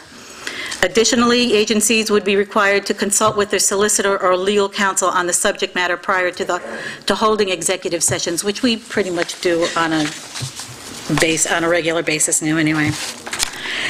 So that's all I have for legislation. Thank you. Thank you very much. Mr. O'Neill's not here today, so we will skip the technology liaison report. Federal Relations Network, Mrs. Woodring. Thank you. The National School Board Association filed extensive comments to the Department of Agriculture regarding the proposed professional standards for all food service workers, as I mentioned, within recent months. NSBA noted several problems.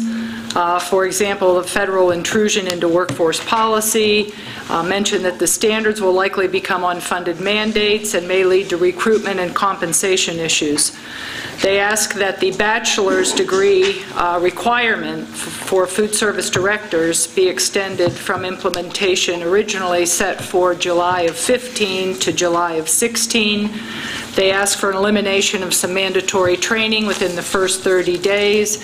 They ask that training be free and that all costs associated with recording and reporting be recognized and compensated. This rule for food service personnel is one of many provisions of the Healthy, Hunger-Free Kids Act, otherwise known as Public Law 111-296, which also includes nutritional standards, a wellness program, as we heard about this evening, and most definitely will impose added costs for districts. So NSBA urged the Department of Agriculture to be mindful of unfunded mandates and under-resourced requirements. And the House and the Senate will be back in session this Friday. That's it. Thank you very much. Moving on, Student Board Representatives.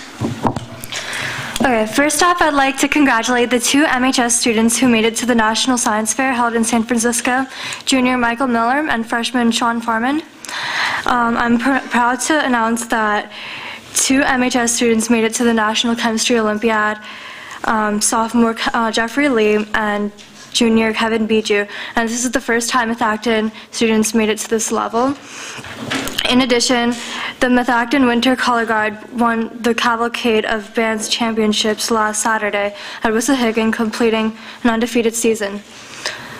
This past weekend in District 1, juniors Nicolette Serrator and Jenny Martin together broke the school record in javelin relay by 20 inches. They're currently both among the top 5 performances in District 1. Lastly, the class of 2015 is preparing for prom this Friday. The theme for prom is Vintage Hollywood. The prom this year is held at Sunnybrook, and we're doing setup Friday this morning. Hi. Just first, some more good news in the vein of what Akriti was saying. We have an engineering team called JETS. They participate in this competition called Teams. So they competed at the local competition. They got 1st and 3rd, which is the first time ever we won anything. So now we're going to nationals. Our MHS math team got 3rd place in the Millersville University Math Contest back in March, I believe. And for the first time, we're sending a team of freshmen to the National Geography Bee in Arlington, Virginia. So we were in the top, I think, 10 or 11 in the Mid-Atlantic region, so now we're going down with the top 100 teams in the country. to this geography bee. So good luck to them.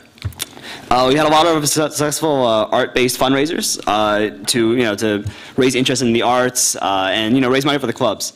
There was Battle of the Bands, the Film Fest, and Talent Show to develop students' musical and artistic interests. Another thing. So this morning, actually, I was having some interesting conversations with some students and teachers about technology in the classroom. So they're saying they're really enjoying how we're integrating stuff like iPad labs or mobile netbook labs and smartboards and all into the classroom, because that really helps integrate technology into the classroom, which is really big thing nowadays. But one thing they told me was that to this end, they'd really appreciate if every classroom had a permanent computer in place. If you have anything else, all right. Well, I guess. Thank you very much for the report. Now we'll turn it over to Dr. Zerbe for Superintendent's report. Thank you. Thank you, Mr. President. I just have a few announcements, then I have a report. I want to remind the public that on May 2nd, 3rd, and 4th, the amazing art show at the senior high school. I also want to remind the public that on May 3rd will be the Robert Childress baseball field dedication. The Mascaro family has donated the renovation of that field in the honor of a former student and a former athlete, as well as a fallen hero here in the Methacton community. Robert Childress will be, that field will be dedicated after Robert Childress on May 3rd. And May 12th, we have a planetarium dedication, the reopening of the planetarium. We're really excited about that. I know that we've had some students go through that program recently, as well as we've had our administration and many teachers see the new added features.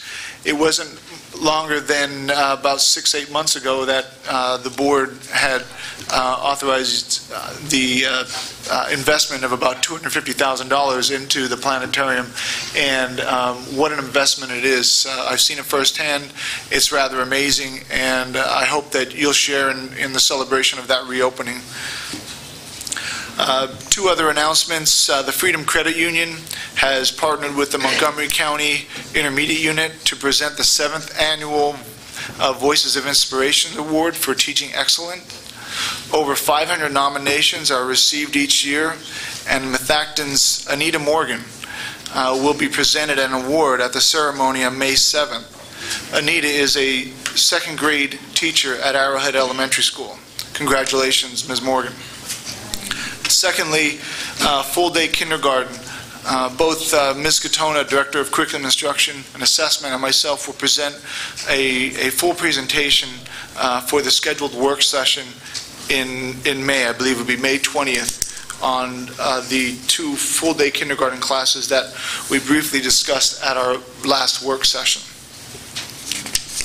With that said, I asked the board to turn over to a handout that's in front of them. At the last work session, I did make mention to the concept of PA hybrid and blended learning. A document before you here this evening basically shares with you the purpose of doing what's referred to as an assessment or an evaluation of the district's readiness to integrate more technology into the curriculum. So as our student representatives were mentioning, it would be nice to have one computer, stationary computer in every lab. This assessment can come back and tell us that, that not only is something you need, but you should have possibly 2 or some other form thereof by the time we're ready to meet the needs of our students. Because the sheer impact of doing this assessment boils down to 2 very important things. In my mind, and Ms. Katona, you can certainly chime in on this, but one, the first and maybe the most important piece is we need to make sure that we expose our students to what they're going to face once they leave these walls as seniors. They're going to be faced with taking online courses or being more responsible or more personally responsible for the independent learning as they move, if not even through their careers as a collegiate student, but furthermore as individuals in the workforce, being more responsive to self-learning. And a lot of that is being done online. So we want to make sure that we have an opportunity, or we have a blending or a hybrid model to be able to provide our students before they graduate from our district. And I think, secondly, the second most important piece is we believe that the hybrid blended learning will help alleviate some of the scheduling and or access concerns that our students are currently facing.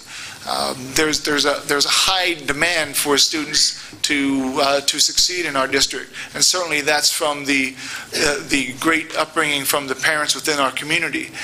But importantly, we need to find ways in order to meet the desired access that our students have. And therefore, we believe that doing this assessment will help bring the information needed to us to set a direction and a course for implementing hybrid and blended learning within the district. On the second, or the back page of the handout for the board's reference, there is a section there that talks about the assessment data collected reflects three main areas, and I'll just ask Ms. Katona to briefly talk on those three areas. Basically, as you can see, there is school environment, the infrastructure, and educational resources. The assessment would be conducted both through on-site visits to see the facilities and to interview principals at the building level, Dr. Zerby, myself, the Director of Technology, and so forth at the central office level. And then there would also be a survey involved, an online survey. And all of the data and all of the methods of collecting the data are really going to focus around these three main areas. And you can see under school environment, they will look at things such as the school culture, the leadership capacity, the budget, what are the possibilities, infrastructure, the facilities and operations. They'll look at things like the way that we schedule, what are our class sizes, do we have single desks that are stationary, do we have tables in classrooms, what does that look like, so that they get an idea about what types of setups we might be able to have. Obviously, they would look at our technology and where we are currently, what types of plans we have for the future with that, informational applications such as our student information system, assessment system, reporting systems, and then educational resources, looking at our curriculum and content, again, and what makes sense in terms of how we might go forward with this, and what areas of professional development might we be most in need of. We would determine, it's really up to us in terms of who we want to have involved in this. If we say, this is most important at the high school and that's what we want our focus to be, then obviously high school administrators, high school teachers in certain areas, it wouldn't necessarily be every high school teacher, but if we determined, there were particular subject areas, we would want them to be involved, etc. So it's fairly comprehensive, and as they finish the data collection, they then put together a report for us and review that report with us so that we could then work with them on designing, if we decided we wanted to do something with that information at that point, we could then design a plan for what that might be. Thank you. And just a few other notes. As I think I mentioned at the work session, we have also, if getting this assessment completed, it'll position us for the opportunity to take advantage of some state grants that are on the horizon. They're currently identified in the governor's budget, but barring who wins the governor's race or not, the concept of hybrid learning is moving forward within the Commonwealth.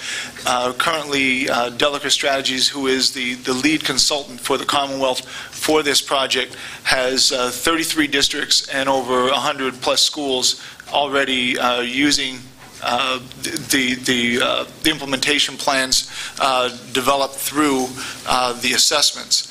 So as you can see in the document I have in front of you, other partnering organizations, several intermediate units, including Montgomery County Intermediate Unit, Springford School District, Hatboro-Horsham are just two of many that have signed on to participate with Montgomery County Intermediate Unit. And if you look at the last section, the assessment cost, the cost will be $18,000 for a 12-month engagement with a final assessment report and the implementation document for the application for the competitive hybrid blended learning grants.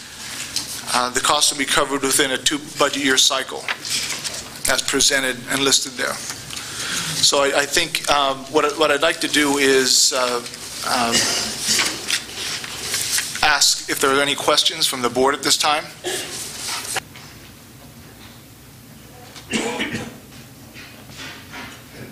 If there are no questions, if it's okay with Mr. President, I'd like to bring this back for a vote at the work session on May 20th. That's appropriate? Okay. Anything else in your report? That's all. Okay. Thank you, Dr. Serby. Next, we'll move on to item number 7, public comment on board action items. So if there's anyone from the public that has comment on board action items, Mr. Andrews.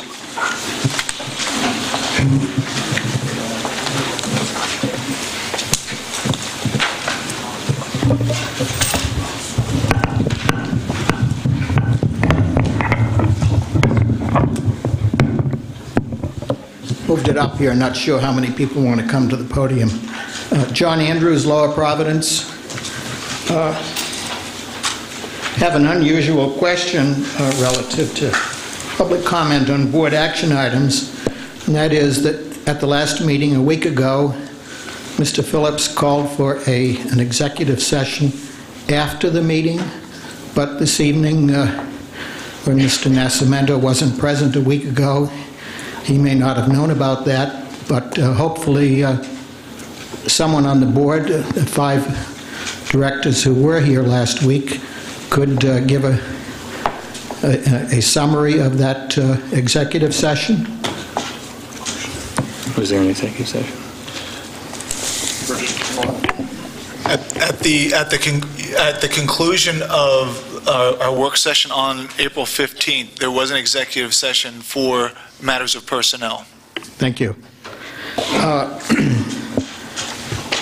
One item up for vote this evening is the Treasurer's Report. And I filed it along with Treasurer's Report starting in July of 2010. In March of 2011, the general fund had $4 million in cash, $10 million in investments. In March of 2012, less than $1 million in cash, almost $17 million in investments. In March of 2013, cash of $1.5 million, investments of over $16 million. March of 2014, cash of $21 million, investments of under $3 million. I always thought that you could get more interest with investments than having cash, and perhaps someone could clue me in as to why we have this radical change and perhaps a loss of interest.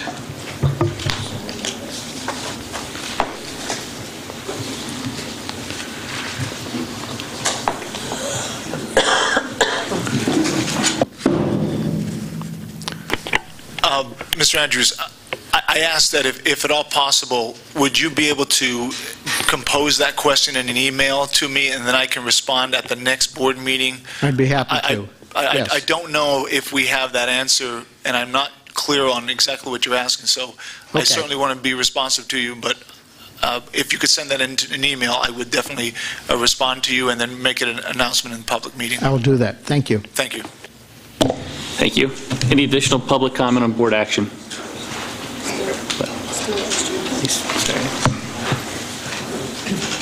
No other comment on board action item? Okay. We'll move on to board meeting minutes. I'll ask for a vote to approve the board. I ask for a motion to approve the board meeting minutes from the special meeting held on March 4th, 2014, the work session meeting held on March 18th, 2014, and the regular board meeting held on March 25th, 2014. Kim, is there a second? Kathleen, discussion? Can you pull out March 4th, because I was not here. I don't want to vote on it. Okay. And could you pull out March 25th? Because I have a comment on that. Okay, so let's do it this way. We'll do them one at a time. So I'll ask for a motion to approve the board meeting minutes from the special meeting held on March 4th, 2014. Jim, is there a second? Kathleen, discussion on March 4th? All those in favor, I guess raise your hand. Opposed? Abstained? Okay, so 6-0 with 1 abstention, approved. I'll now ask for a motion to approve the board meeting minutes from the work session held on March 18th, 2014. I'll give that one to Kim.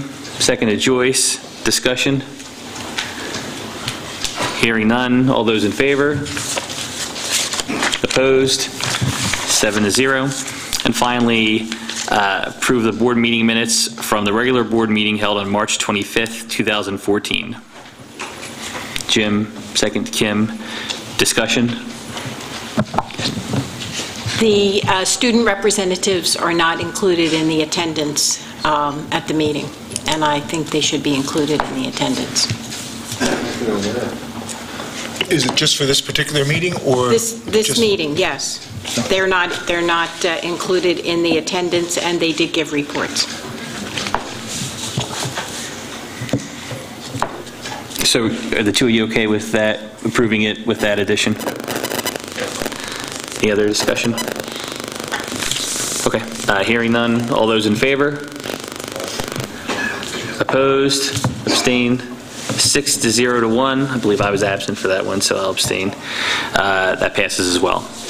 Okay, moving on to item number 9, fiscal items. Mr. Whiteleather. Thank you. A few items on for this evening. 9.1 is your monthly list of bills for your approval. 9.2 is the monthly treasurer's report for your approval. Item 9.3 is to establish 2 student activity accounts, one for Spanish immersion as well as French immersion. Item 9.4 is the bid award for general supplies as reviewed at our workshop meeting.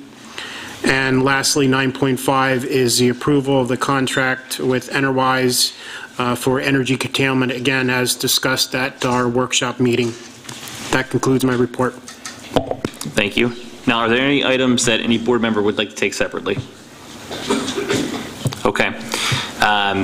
Seeing none, then I'll ask for a motion to approve the fiscal items 9.1 through 9.5 as presented by Mr. Whiteleather. Brenda, second. Maria, discussion? Joyce?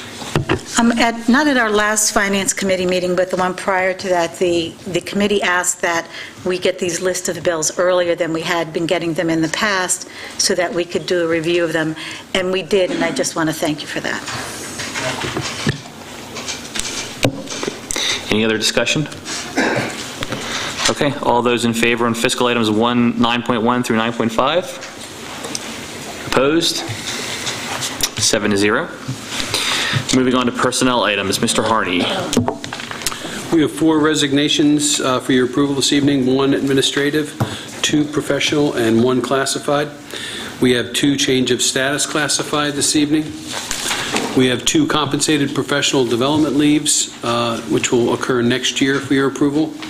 We have 3 uncompensated leave professionals. We have 2 uncompensated leave classified. We have addition of 2 community education instructors for your approval this evening. We're asking for the 1 addition to our substitute list, and we are asking for the volunteers to be approved as listed. And we also have 1 advisement this evening. Okay. Is there anyone that wants to take any of these separately? No? Okay. Then I will entertain a motion to approve items 10.1 through 10.16. Is there Brenda, second? Kathleen, discussion? Hearing none. All those in favor? Opposed? 7-0, unanimous. Thank you. Okay, moving on to item 11, curriculum and programs. Mrs. Katona. Okay, there are 5 items for textbook adoption, either for new courses or for replacement textbooks. One in social studies and others for Spanish courses, including AP Spanish to begin next year.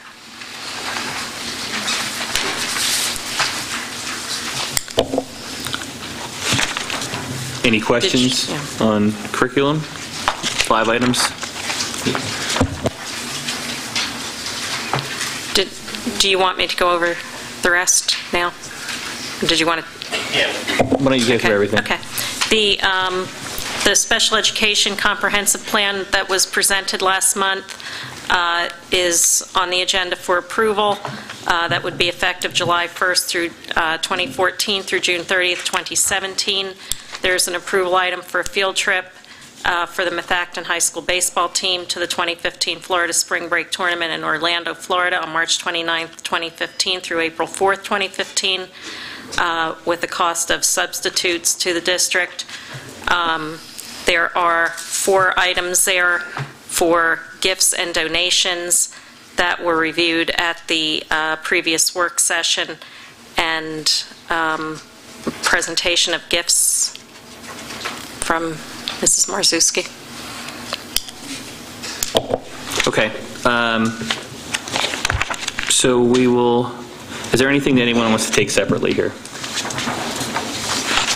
Okay, so I guess I'll ask for a motion to approve items 11.1 through 11.4, and then do you have a presentation that we'll do after that? So right now the motion I'm asking for is for textbook adoption, special education comprehensive plan, field trips, and accepting gifts and donations. Kathleen, second. Maria, discussion? I have a question. We're being asked to approve a field trip that's already taken place. 2015. Oh, 2015.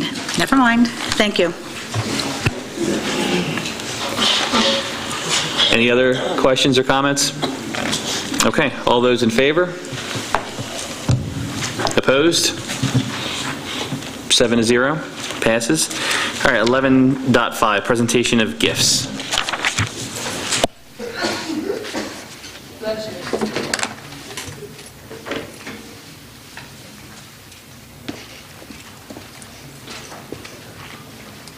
Is it like a big check? This is a big check from the Education Foundation for the Methacton community. We're really proud to present this to Ms. Gail Brown, who is the environmental sponsor and a teacher at Eagleville. And this money will go towards an outdoor environmental education classroom at Eagleville. And congratulations.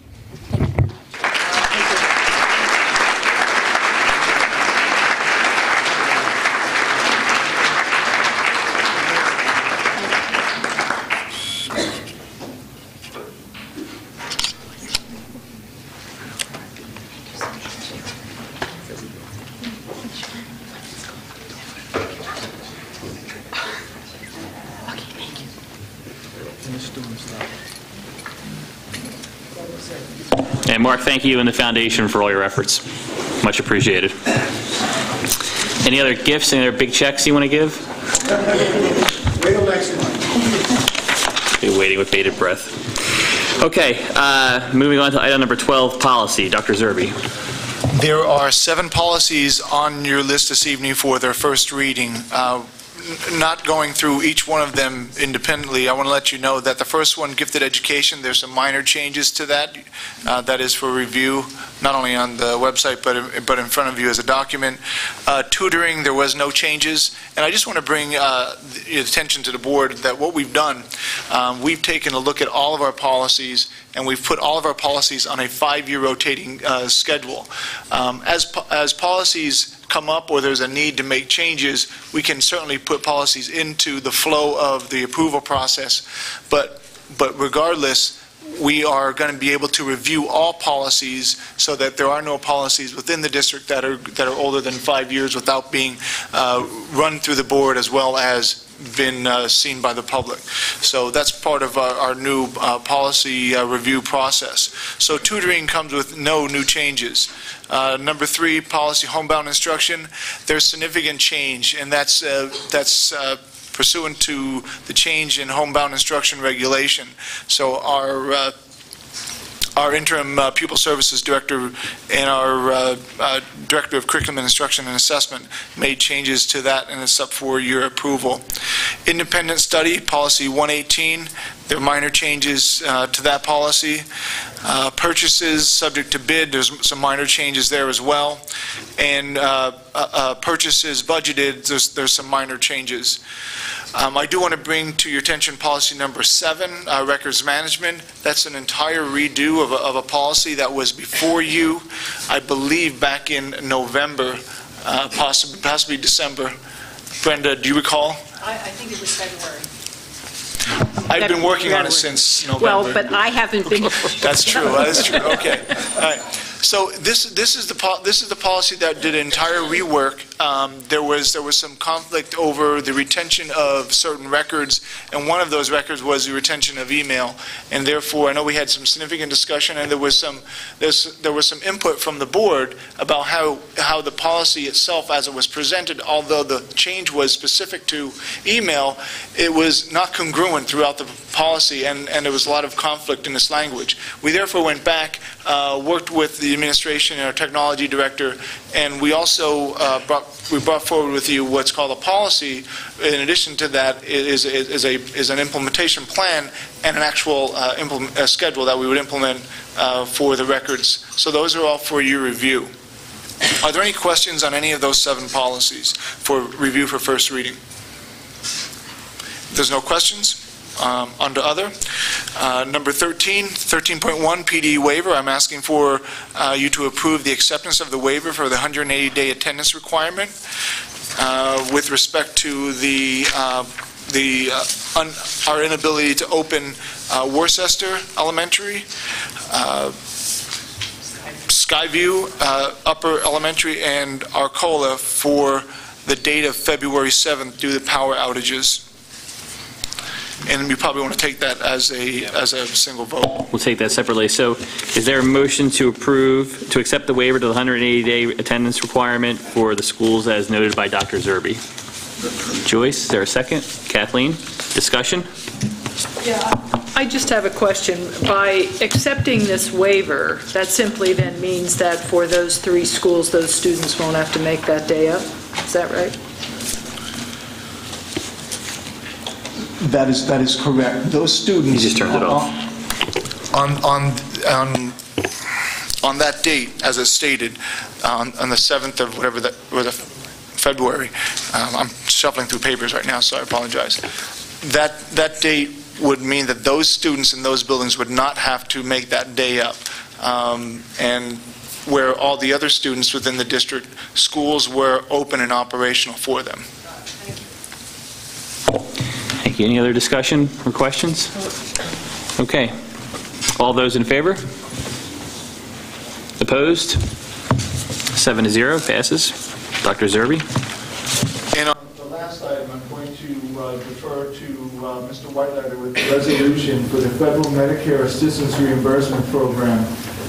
We are asking that our board approve this resolution in cooperation with the remaining districts within the Montgomery County IU and those districts that are participating with their IUs relative to the way the Access program is being billed, and we're able to recruit funds for the use to provide assistance to our special needs students. The school district of Methacton, along with the remaining school districts in the Commonwealth, were subjected to a vendor change that has disrupted the entire billing process and revenue generating process to cover our costs associated with delivering special education services associated with the Medicare program. So many new rules went into place Many new procedures went into place, all with a significant reduction in time lag in our ability to receive the funds in a timely manner from the Commonwealth. So, Mr. Whiteleather, if you want to just update the board on any additional information, I'd appreciate it.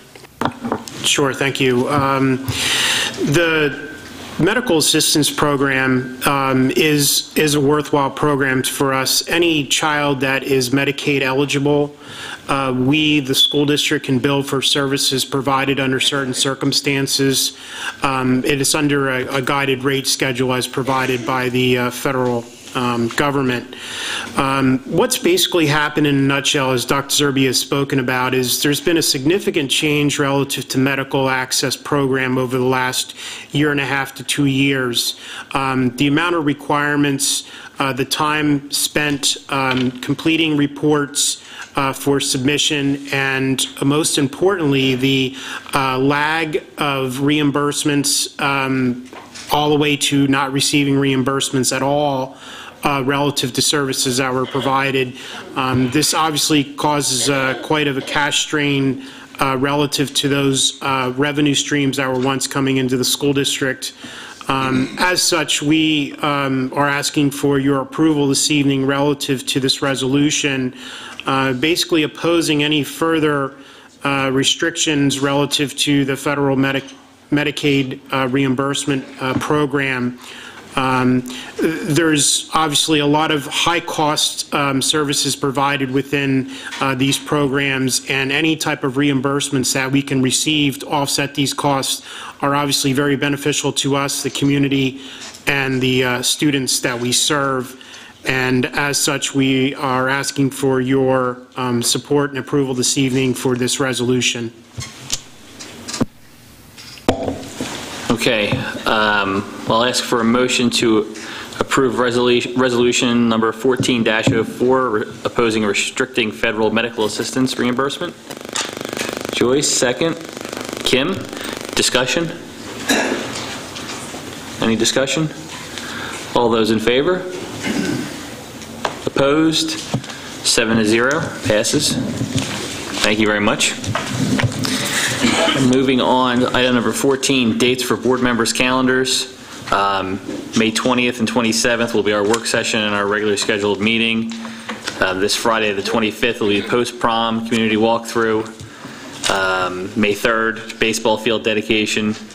As Dr. Zerbe mentioned, May 12th will be the planetarium grand reopening. And just a number of committee meetings and other things on the calendar, and all available on the website. Moving on to old business. Any old business? Okay. Moving on to new business.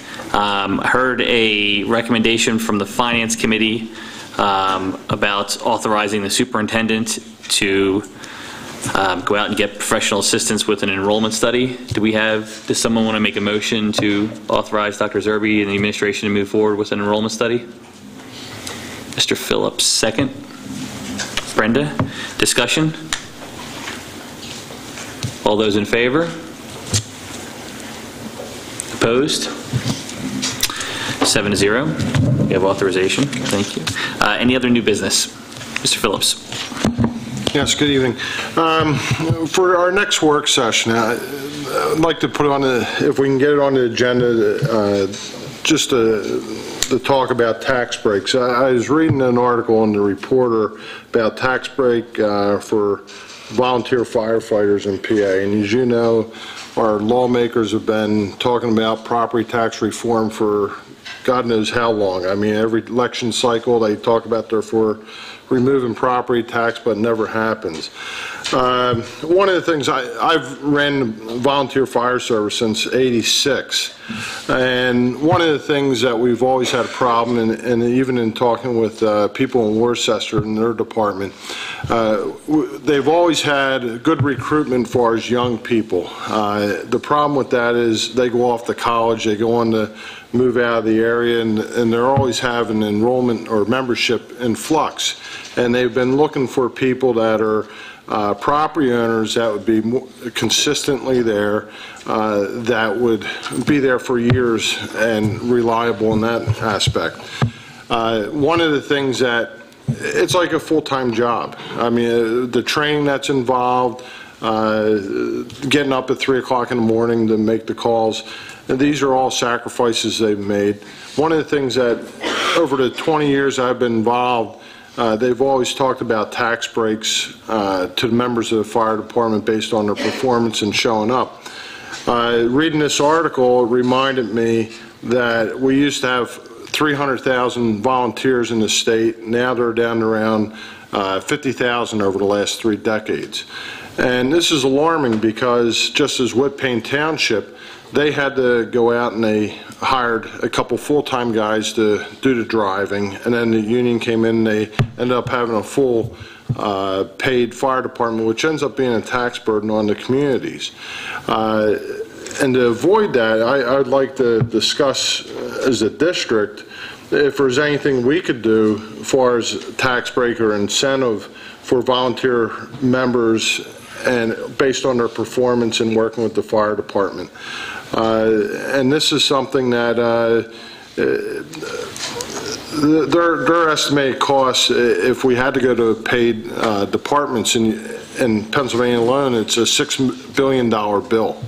So this is something that the community should try to get ahead of, and in that way, in saving what tradition is as far as the volunteer service and saving us some tax money in the long run. Thank you. Okay. You have that? Yeah. Okay, great. Thank you. Other new business? Okay. We'll move on to courtesy of the floor. So I suspect that there are a number of folks that will have will want time for courtesy of the floor tonight. So I'll ask folks just to kind of line up and not crowd the space and make a fire hazard. But as people finish, maybe people can shuffle in and get in line for courtesy of the floor. We will stick to the 2-minute rule, Angela, if you'll make sure to keep me posted on when folks are getting close to 2 minutes.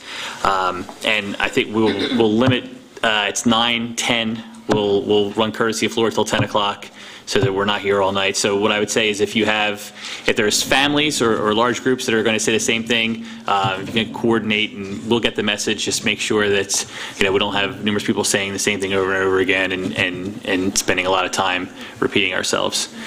With that, courtesy of floor is open. Please remember when you come to the microphone to give us your name and where you live for the record. Hi, my name's Sandra Burns and I'm from Eagleville. And I just wanted to start off that you heard a lot from us last week, and I appreciate the time you spent and you listened to us, but I think there was one thing left out.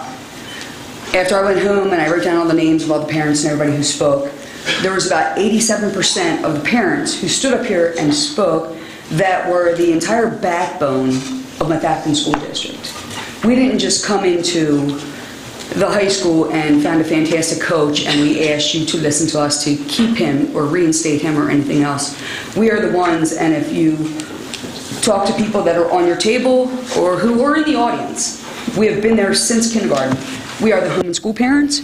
We are the cafeteria parents. We're the ones who do the fundraisers. We're the ones who donate our time. We leave our own personal business, our own personal jobs to make sure that our school, our teachers, they have everything and anything that they need.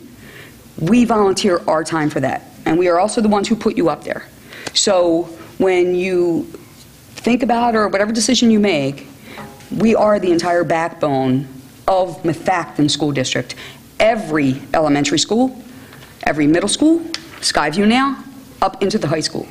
So we didn't become Team Meta in one day. He is just a perfect asset that was put into play for the children that we've raised and have put into your hands. And one time, again, I will ask you, please, reinstate AJ.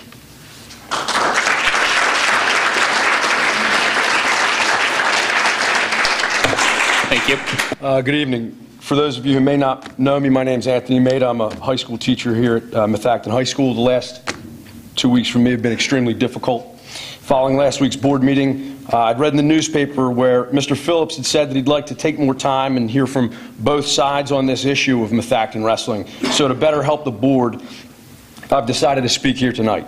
First, let me say that I understand the difficult position that Dr. Zerbe is in. He's handled this situation with class and has been fair to all parties involved. While I'm not sure what can be said publicly about the reasons for not being renewed as coach, let me say that I will answer any questions, publicly or privately, that the board may have regarding my dismissal from my coaching position.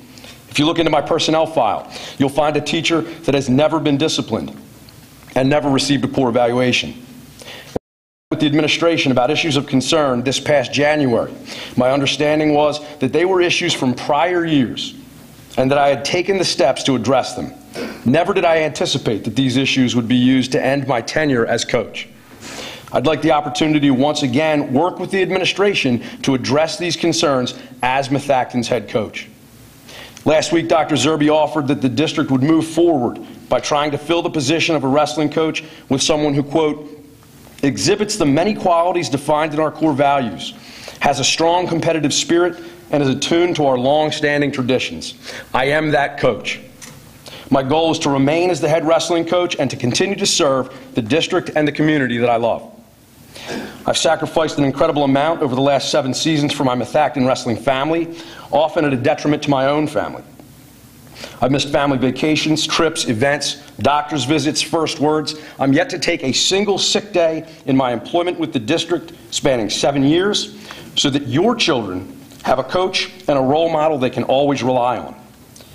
In January, after our first ever Pac-10 win against Upper Perkiomen, I emailed Dr. Zerbe thanking him for his attendance at the meet, and he replied that he was proud of myself and the team and that Methacton is well represented. Members of the school board, I am asking that you aid me in continuing to lead the Methacton wrestling program. Thank you.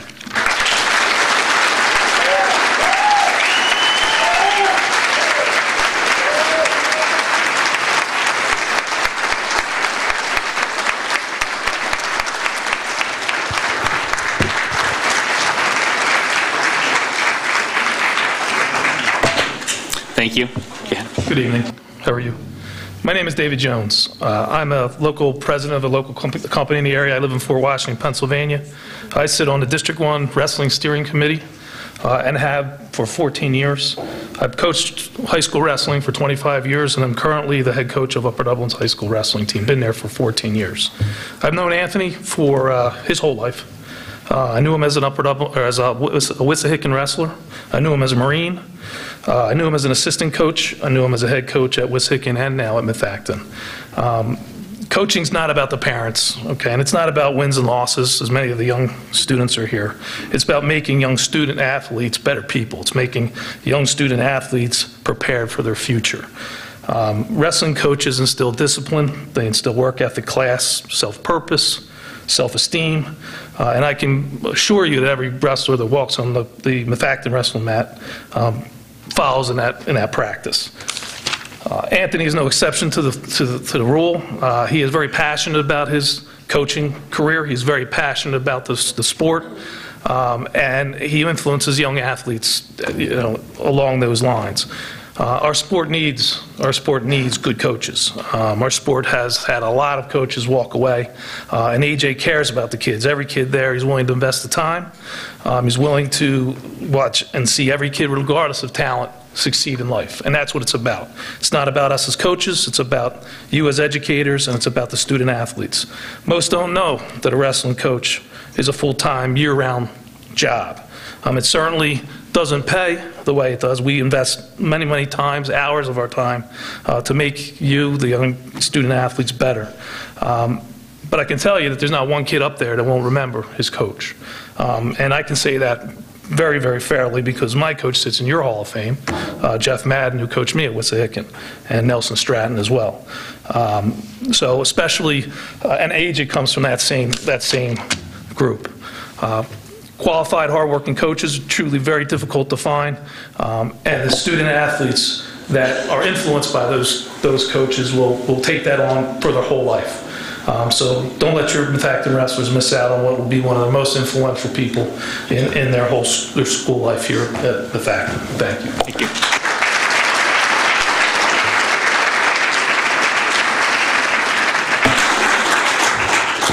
Thank you. Good evening.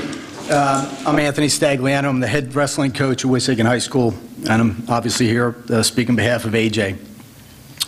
I know AJ personally and professionally, competed hard against him the last several years. Haven't had too much success against him, but we've maintained a mutual respect and friendship. I know AJ to be a passionate, caring coach who always looks out for the best interests of his wrestlers, and he's poured his heart and soul into his coaching.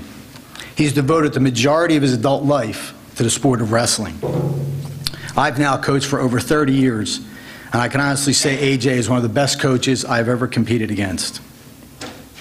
One quick story to show you how AJ is concerned not only for his wrestlers, but for the sport itself. We wrestled Methacton the last dual meet of the year on a Friday afternoon. Apparently, one of his wrestlers developed a skin infection. As soon as he found out, he called me to let me know so I could tell my team and take precautions. I was impressed. Not only did he call me, but he was genuinely concerned not only for my wrestler, his wrestler, for the well-being of the sport. This tells you a lot about AJ's character. He also asked for some advice on the situation, since I've had a lot of experience. I told him basically most of it's out of your hands and in the hands of a doctor. If the doctor clears the wrestler, then he's good to go, and vice versa.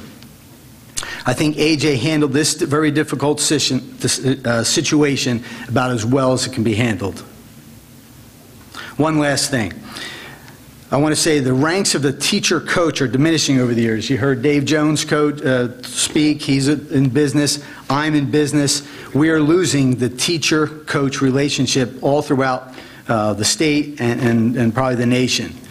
And we cannot allow for someone of AJ's character and coaching ability and a teacher the same. It would be a huge loss, not just for Methacton, but for the entire wrestling community if he did not maintain his job at Methacton. Thank you. Thank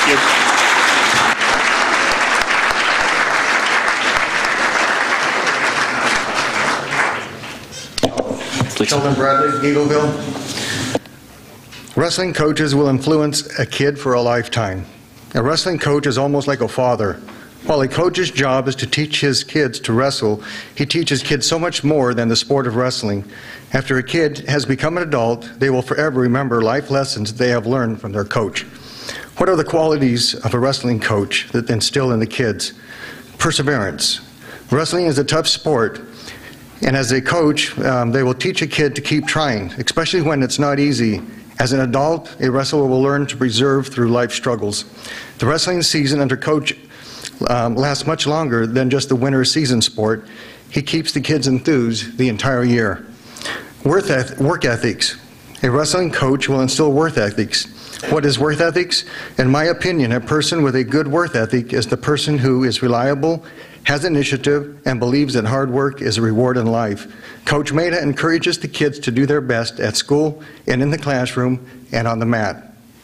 Discipline. In order to become a good wrestler, you must learn to watch what you eat, get your rest, stay away from bad influences, and etc. This means you avoid things in your life that keep you from reaching your goal. A wrestling coach constantly harps on the wrestlers about self-discipline. This is a skill that serves a person well in their job force.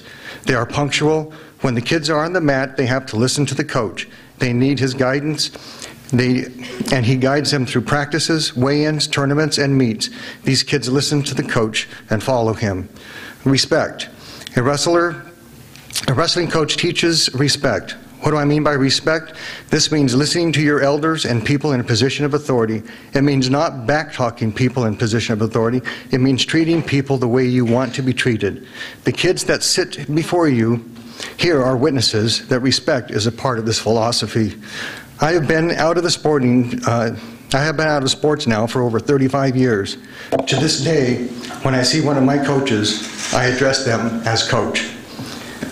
Last week we heard coaches from other school districts. They say they wish they could foster a wrestling program like Coach Maida has built here. All wrestlers, make sure you tell your coach thanks for everything he did to help you become an adult you are today and the adult that you will be tomorrow. Coach Maida holds all these attributes, and we are seeking him, Coach Maida holds all these attributes you are seeking in a coach, and more. So I say, retain Coach Maida. He has all these attributes that you're looking for. Thank you.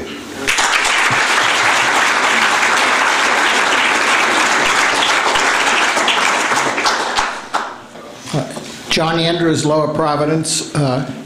Earlier in the meeting, there was mention made of the baseball field dedication on May 3rd. And I think if there's a time involved with that, the board and the public, the whole community would like to hear that. I think we deserve to have a good turnout for that. And this is the last meeting before 12 that noon. event. 12 noon. 12 noon? Thank you. The other thing is that... I'm sorry, John, 12:30. 12:30, okay. I know you hold to the 2-minute rule. The entire policy, in my remembrance, says nothing about a cutoff date, or a cutoff time. So I think it's difficult for the public to abide by the chairman's preferences, and maybe we'll finish before then. But I think that the community clearly sees this as an important issue, and it hasn't been said yet. But I think that if the board doesn't act at some date on this issue, it seems to me like an abrogation of duty. Thank you.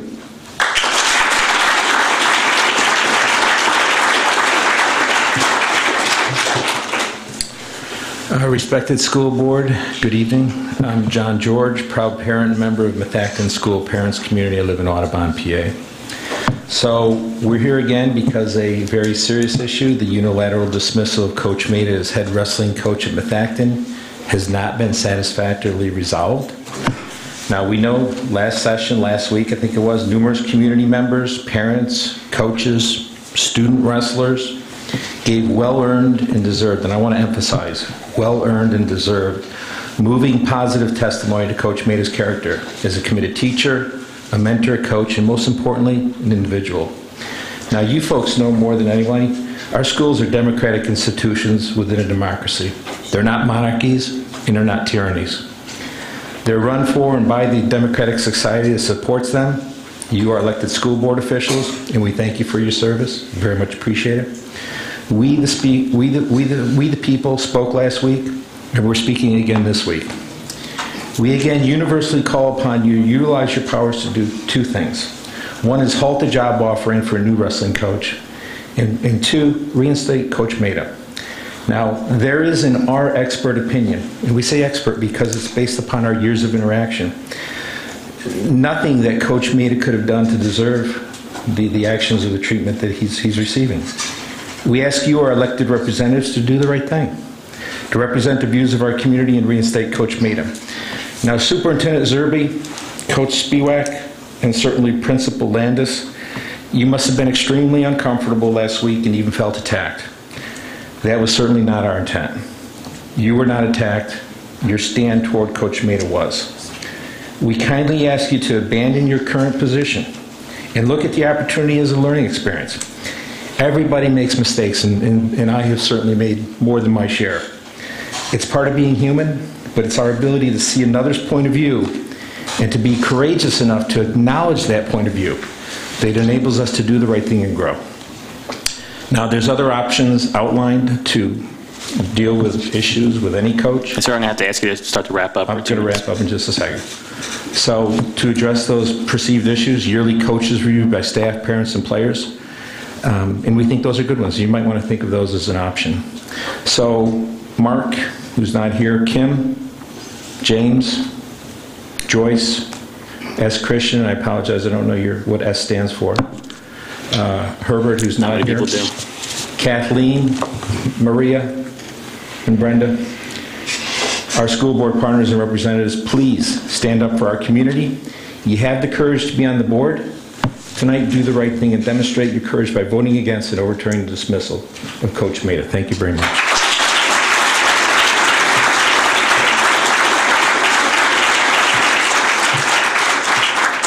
I'm Terry Ryan from Creeble Mill Road in Worcester. I do want to follow up on Coach Stagliano's comments about skin infection in case this factored in any way in any decision about Coach Maida. First, a statement of expertise. I have a PhD in molecular virology, postdoctoral fellowship in molecular virology at the University of Wisconsin, continued employed in the biotech diagnostic and pharmaceutical industries for the last 25 years, and currently CSO of a company developing and manufacturing vaccines. The virus in question is not spread due to a lack of hygiene. It is not due to the lack of maintenance of equipment or personnel. It is herpes simplex virus type 1, the same virus that causes cold sores. The penetrance of this virus in the adult North American population is greater than 95%. I dare say just about everyone in this room carries the virus and has had cold sores at one point or another in their life. The virus is otherwise dormant in your nerve tissue. I carefully observed the student in question during competition for each of the remaining matches, not only from a personal interest because my son is a frequent practice partner of the student in question, and if I had any doubt that safety was compromised, I would have brought it immediately to Coach Maida and withdrawn my son's participation from the team. Exemplary barrier protection methods were employed in practices and meets. Lesions were well healed, scabbed over. There were no vesicles observed from passive observation. There was no significant risk of transmission to other members of the team or other competitors from other schools. So in case you have any consideration of this in terms of Coach Maida's retention, if it's being used in any way, it is not scientifically supportable. So please do not factor that as a consideration because you are not on solid ground. Thank you.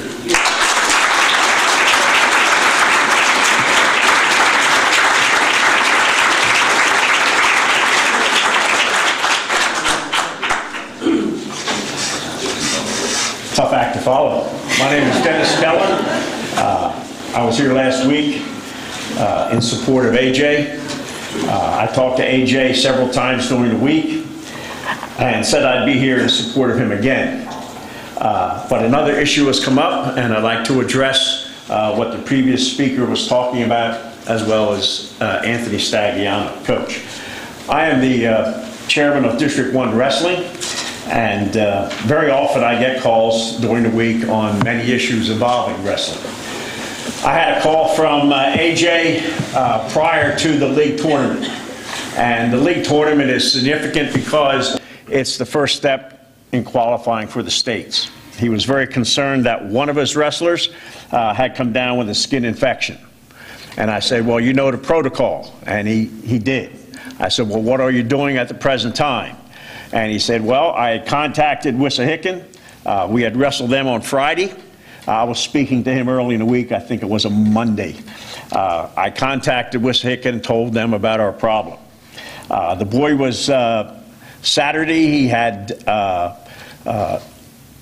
shown some signs of the skin infection. He was taken to the doctor immediately, put under doctor care that day. This is what AJ was telling me. So he was starting with his medication on that Saturday. He was not in the room the rest of the week. He was not around anyone to infect while he was being under medication. So I talked to Paul Spiewak. Paul called me prior to the league tournament, and I said, well, I'm going to be there anyway, so I'll show up for the weigh-in to see if there is any problem and make sure that protocol is being followed. I contacted Dr. Lombardi, Executive Director of PIAA, and I told him about the issue, and he said, again, is protocol being followed? I said, yes, everything is in order. What is the protocol? Well, the two things that were already mentioned. He was isolated from the wrestlers. He was taken under doctor care. Previous contacts were contacted. He arrived the day of weigh-in. There was a skin check prior to weigh-in. You have to pass. And sir, I have to ask you to wrap up. We're getting close to 2 minutes. Skin check, hair check, nail check. He did all that. He had the proper paperwork. Now, a referee can call anyone aside and say that there is a problem with your skin, let me see your paper. He had the proper documentation. The doctor said he was eligible to wrestle that day, that the lesions were scabbed over, etc., as was illustrated. He was taken to the trainer. The trainer looked at him, said everything is fine. I contacted Dr. Lombardi with an update, and I said AJ would also like to have him covered, just as an additional precaution. Sir, I have to wrap up. I apologize, but we're... Just let me say that... Okay. I understand that we also have a policy that mandates 2 minutes during okay, that's fine. That's well, finish up, take 30 seconds. In the rule book, it says if there is no lesions that are seeping and is scabbed over, you can cover it up. He put a hood on, he was covered, wore a mask, and the good news is he won the tournament. Thank you. Thank you.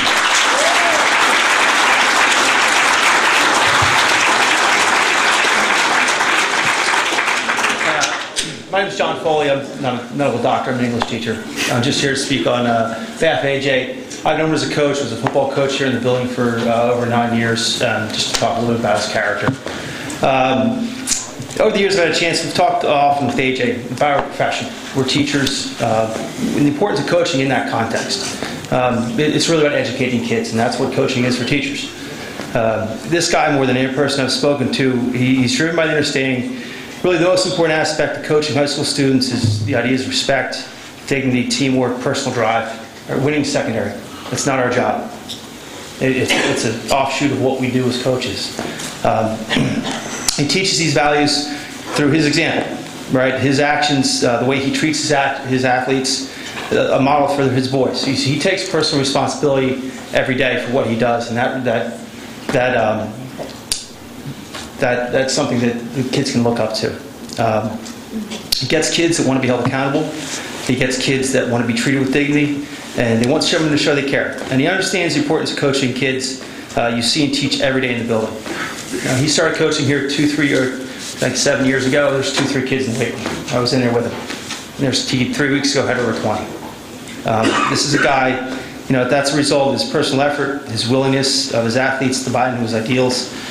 He's a professional educator. He leads this wrestling program, and he understands that that's the purpose. I think there's no other person better qualified on the team. Thanks. Thank you.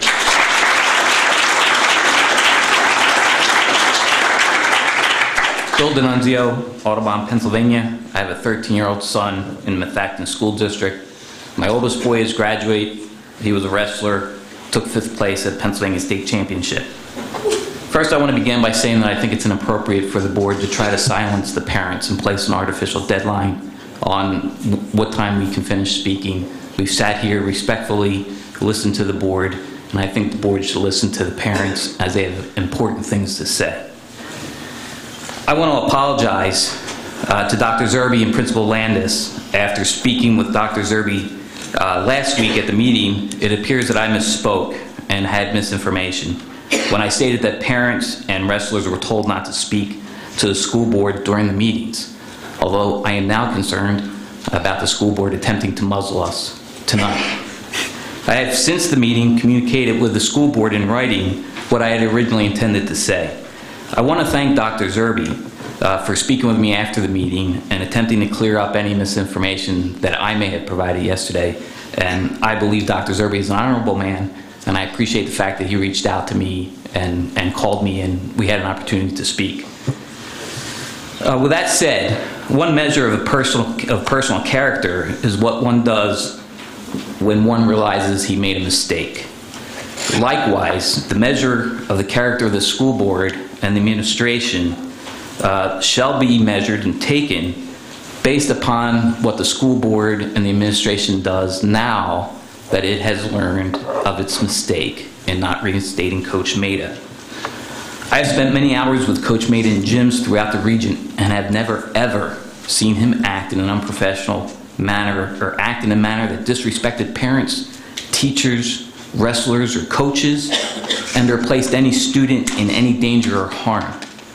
I know that I can say without hesitation or any doubt that Anthony Maida is one of the most honorable men I know, and he doesn't deserve what has happened here with regard to the failure to reinstate his coaching position.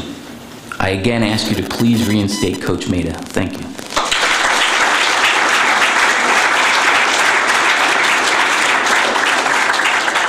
Charlotte D'Amato, Lower Providence.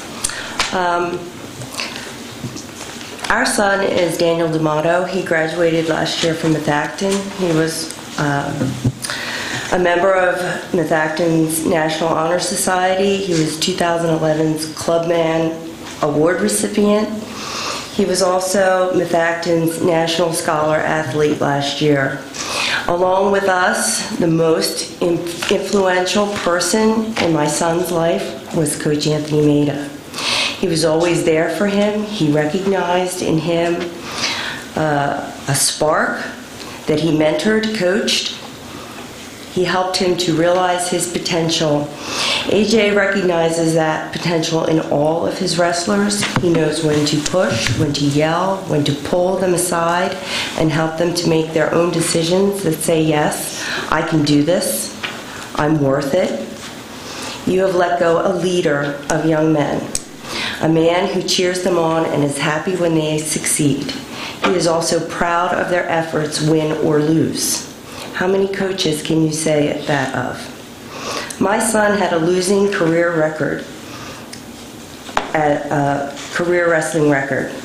He didn't begin wrestling until he was in 8th grade.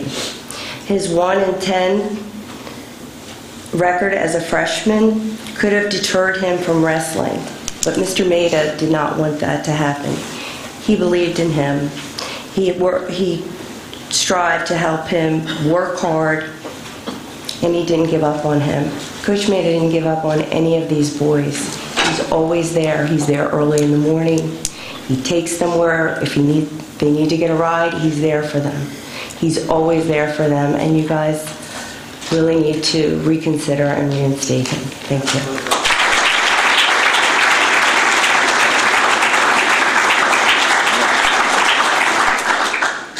Hi, my name's Selden Staples. I live in Phoenixville. I work in Collegeville, and I'm the head wrestling coach at Pope John Paul High School. First, I wanted to thank you as a board for keeping this open and keeping it alive. Not everybody's willing to do that. And I'll keep it simple because a lot of nice things have been said about AJ. I am who I am today. I am what I am today because of wrestling. I am who I am today because of my high school wrestling coach. You have that same guy. You do. Don't let him go. You have a good guy. I'd also like to point out, wrestling coaches don't really get along. Like, I personally still think that I can beat the guy from Upper Perk. I can, you know. My assistants, you know, we bet. Like, you're going to take Hans today because we don't get along. I don't know how many you had, you know, the previous meeting. You know, 5 or 6. I don't know how many you had show up tonight. That alone should tell you that you made a mistake. Thank you very much for your time.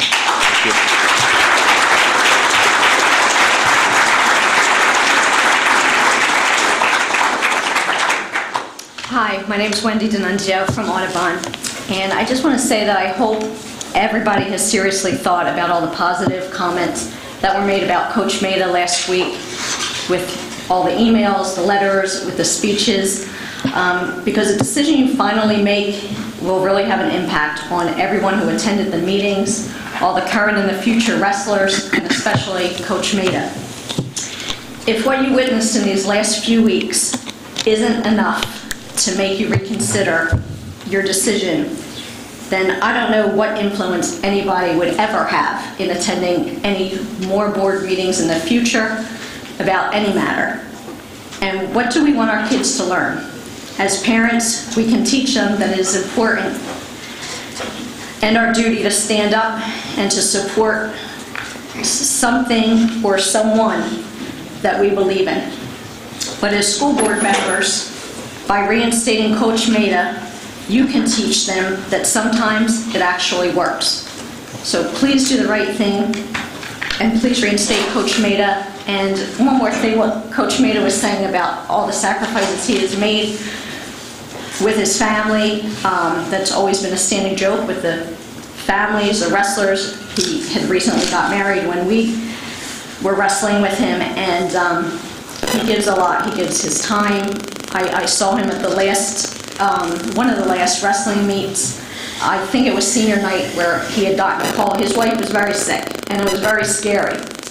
And he would not leave. He would not leave his wrestlers. He stayed with them. He did not want to leave. He did not want to miss their night.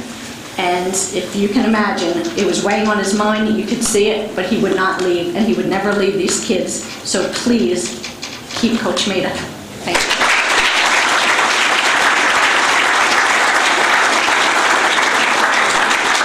Hi, my name is Paulette Staley, Audubon, PA. This is probably the last thing I want to do, is to get in front of everyone and speak. I have a book of things that I wrote, all good intentions of what I wanted to say about Coach Maida. I feel like everyone has said it. He is what everyone is claiming him to be. He makes boys into men. He makes men into leaders. My son is probably the boy with the skin rash that was the subject tonight. I can tell you, being the mom, I've taken him to every doctor and every appointment, and he was cleared. So if that is any reason for his dismissal, it is not true. I have the time invested, the doctor's notes. AJ belongs here.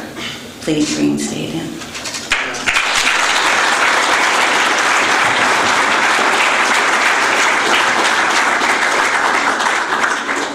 Louise Lennon from Worcester.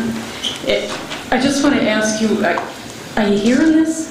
You've heard from students, from wrestlers, from parents, from coaches, from other teachers, and you see how well respected Coach Maida is. So what I'm asking is that you give our feedback as much weight as you do Mr. Speedwax and Ms. Landis. And then the second point I wanted to make is, do you have an AD, Mr. Speedwax, who's also a coach of baseball?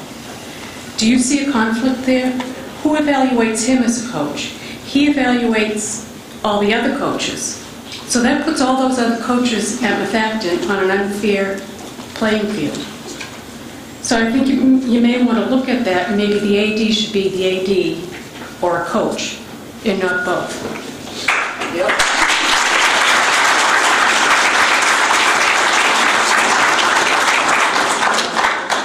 And then to everybody else in the room, I want you to just take a look at all the name tags up here and just see who you want to see.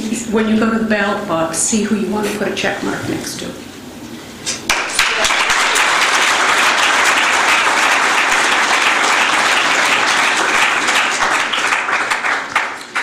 Hi, I'm Patty Campbell from Audubon. Bear with me. Last week, Dr. Zerbe, you made a statement, and part of that statement was stated as such.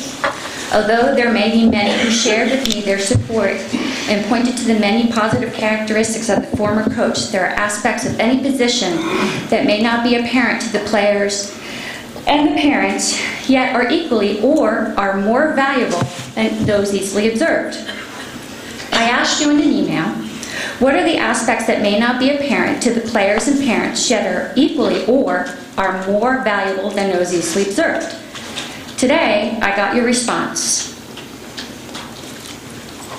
I'll start from the beginning because I thought it was a little condescending. I would like to thank you for the manner in which you conducted yourself last Tuesday evening. I really didn't think I would conduct myself in any other way except as a caring parent. I clearly understand the emotional aspect to the situation. As I explained when I met with the parents, I clearly understand the value, passion, and love for wrestling. I understand how important the sport and the people associated with the sport are to one another. As a former athlete, I lived it and get it. I do understand that. I know you are seeking specific information for which I am unable to provide beyond what has already been stated, and I apologize for that. Lastly, I want you to know that it was not my intention even to suggest to you or others to not fight the process or seek the board. If that was heard, even though not directly stated by me, I apologize. That was never my intent of my communication. So I read through this, and I'm thinking that maybe I miscommunicated to you what I wanted. If you were in an interview, what aspects or what characteristics are you going to ask a potential candidate for what you can see, what we can see, and what we can't see as parents and as wrestlers? So the other question is then, is there a job description for these coaches to follow? Do they know what is right and wrong? If there's not a job description, how can you not reinstate AJ? How could he not know if he was doing something wrong? There's no evaluation process. We learned that. There's no job description. So really, how can you just let anybody go based on what one person or two people said? I don't know. What do you all think? Don't you all have a job description? Who has a job?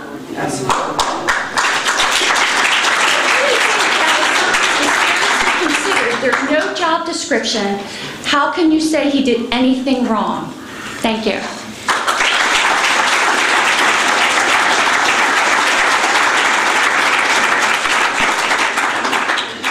Jeff Madden, former Methacton Warrior of the 1970s, returning a little bit, and tonight representing the Pac-10 wrestling coaches. I would just like to say that, especially in talking about the incident, the skid incident, that Coach Maida represented the district and followed every protocol.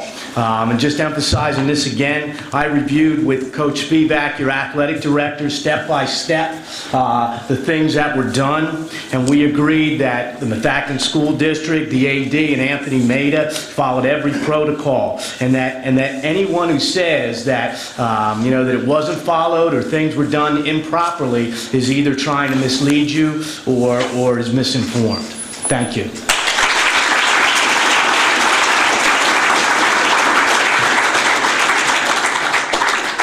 Hello again, Mike Vaccaro, lived in the community for a long time, all my life. It's hard for me to get these things out because I get emotional about them, but I spent time yesterday with a Methacton wrestler who won OW at States, took first place. He also has a fourth place medal, and he wrestled under Coach Kellen and Coach Nelson Stratton. He knows AJ Maida. He came and watched AJ coach and what he's done. We spent a long time together yesterday working with concrete. That's here nor there. But my point to you is he's not here because he had another job he had to do. But he said to me, I said, Chuck, having a medal, winning a first place medal, winning a fourth place medal at States, does that mean anything? He said it meant a lot to me as a student, as a child. He said, but as a man, at this point, no. He said, no, it's more important. And I said to him, I said, I'm asking you this because some people think that Anthony Maida doesn't coach the way they think he should. He said, I said, do you think that? And he said, well, everybody can use a little help here and there. And then I asked him, my last question was, did that state medal make you a better person? He said, yeah. He said, but if I didn't have the medal, I wouldn't be standing next to you because you're just as good. I don't have a state medal. I wrestled. All I'm saying to the community here is it's more important for our boys to be good citizens and be young men and be accountable again, as I said last week, be accountable for every action they do. More so than wearing a medal on their chest. If they get that opportunity to wear that medal, God bless them.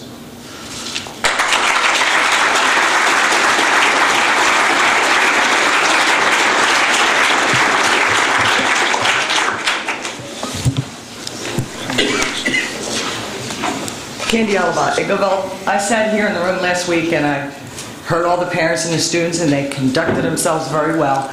And I also heard a term being used as a derogatory comment. I happened to get a dictionary out and look up the term derogatory, which means you intend to ruin the reputation of a person or thing. I heard no derogatory comments made in this room last week at all.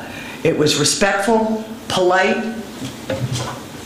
They handled themselves with class and dignity, which has not happened very often in this room. As far as the 2-minute limit, we are the only school district that has this. When you have a turnout like this, these are taxpayers who are showing up because they care. I listened to what they said last week.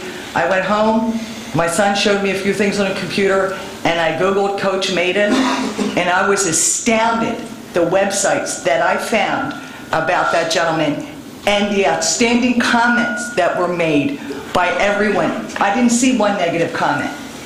So I don't understand what the issue is. There's two sides to every story. We've heard this side. The school district is citing privacy issues. That goes so far. They're asking for this coach to be reinstated. This is not the first time an employee was let go because of 2 people. If he's done something that horrible, that rises to that level, then maybe the public needs to know it. But he needs, they clearly love this man.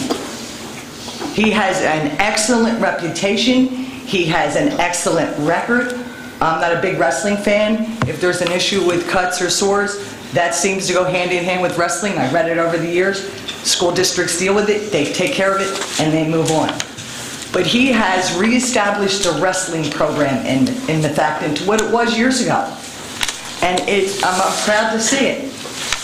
But if the qualifications that you're looking for a coach or what Coach Maida has, he needs to have it, because at this point, we will not be able to recruit any qualified coaches to come here because they will be afraid to lose their job the same way he did. So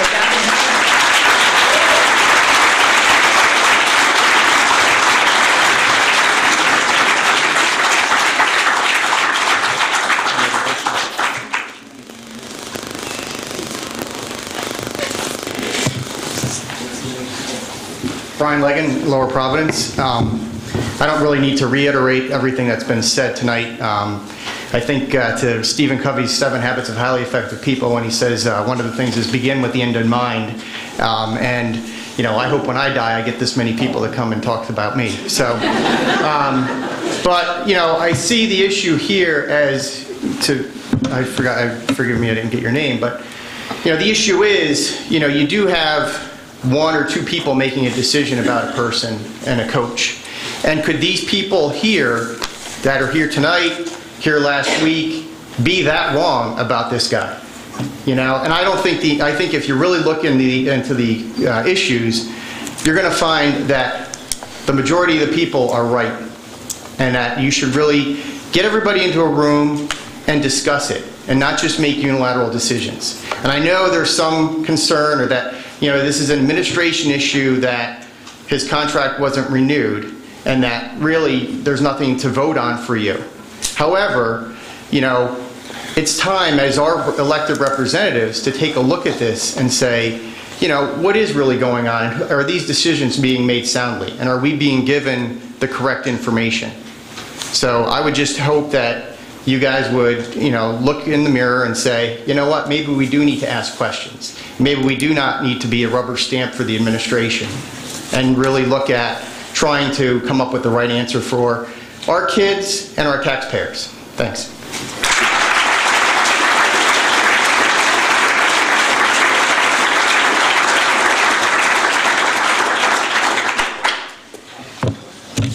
Okay. Well, we do appreciate... I'm sorry, go ahead.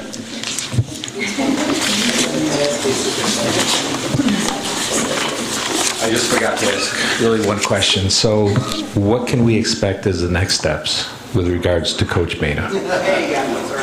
Thank you. Please.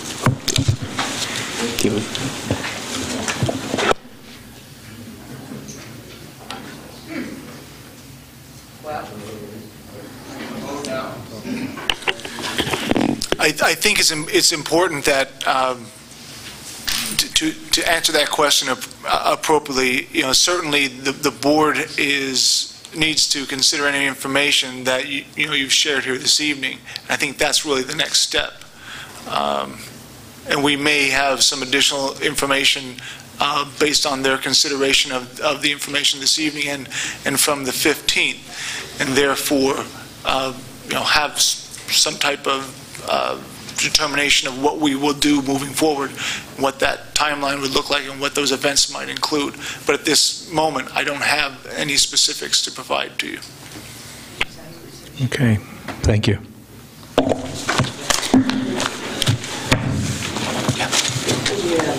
Devin Bradley spoke last week. Just from a wrestling standpoint and a wrestler from this past year, just have a question. I think we need to look towards the future. That I know as a senior, being under Coach Maida and wrestling for him for the last 3 years, if I was coming back next year, I wouldn't want to wrestle if Coach Maida wasn't there.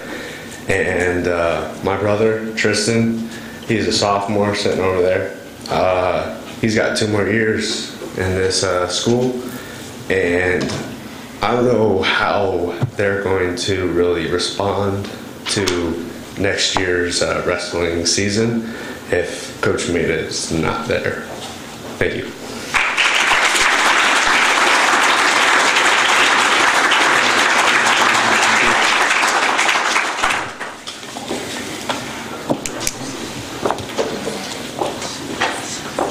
Good evening. My name is Oliver McNair, the Lansdale. I'm here as a parent, not as a wrestling parent, and I have to say that I'm deeply concerned and I'm troubled by the lesson that I think we're teaching these kids. I think we're teaching them that, you know what, you can prepare, you can be, enthusiastic about something, you can be on the right side of something, and at the end of the day, if it doesn't break in your favor, there's really nothing that you can do about it. I gotta tell you, I'm a little bit concerned and I'm upset. So I would just like to ask, if you don't have an answer for what happens next, can you tell us how we will be informed? Because I will be back here in this room when the decision is announced. I'd like to be here. So can you tell us how we will be informed about when you plan on making a decision and what happens next? Well, first of all, Mr. Chairman, let me interrupt at this point. Because this is a matter that involves an issue of personnel. I understand. And as such, pursuant to Pennsylvania Sunshine Law, matters such as this, if they're going to be discussed and deliberated by the board, will be done in executive session and not out here in the public. So in the event that the matter is to be discussed in the future, my advice to the board members is that they not publicly comment with respect to a matter such as this, but that they reserve their comments for a future executive session if they choose to have one. And they're not required to make a decision out here as to whether they intend to address this issue or not. This is a matter where the coach's tenure goes to the end of the season. I'm sure that has been addressed already, and that the matter has been posted. If the board has no difficulty with that, the procedure can continue pursuant to the guidance of the administration as it has proceeded thus far. It's only in the event that the board or a member of the board would wish to change that process that they could bring that matter up privately in executive session, and then you may or may not hear in the future in a public meeting that an action was taken, because any action that's taken by the board would have to be taken in a meeting open to the public. So there may be no decision of the board that's made in a public meeting, or there may be one that's made in a public meeting. If there is none, then you can assume that the matter has been resolved and that the board members are satisfied with the current condition of the matter. If not, and the matter is discussed publicly, it'll be held in a meeting such as this. So that we will just have to sit and wait, is what you're saying?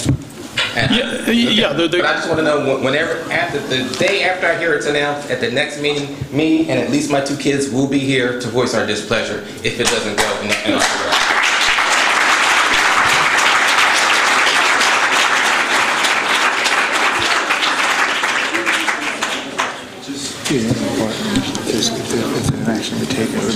I'm sorry, sir. I'm going to be real short. Could you please, for the record, tell us your name and what your position on the board is? My name? Yeah, I couldn't read your nameplate. And I'd like for the record to know what you said and who you are and what position. My name is Frank Bartle, B-A-R-T-L-E. I'm the solicitor for the board. Okay, thank you very much. Thank you. My name is Joe Donahue. I live in Audubon. I'm sorry, can you repeat that just so we have it on record? Joe Donahue, and I live in Audubon. I was a first-year wrestler, and Coach Maida, even though I've only known him for a short amount of time, has still been an extremely influential person in my life. He came up to me and he supported me 100% of the time, and I don't think he's ever uttered a single negative comment about anybody ever in his whole life. Coach would come up to me after practices and would support me and help me practice to become a better wrestler and a better person. And he said to me that I could, if I worked hard enough, that I would be the kind of wrestler and the kind of person that people would be able to turn to and depend on when situations became difficult or when people needed me most. And even though I've only known Coach for a short amount of time, that's already beginning to show. Coach has made me a more dependable person, a more confident person, and a stronger person physically and mentally. And Coach has become he's a second father figure to me. Coach, some families will work month to month to support themselves and their kids, but Coach Maida, he works month to month to support him and his family, as well as a team of 30 people to support them, teach them, and nurture them just as much as he does his own kids.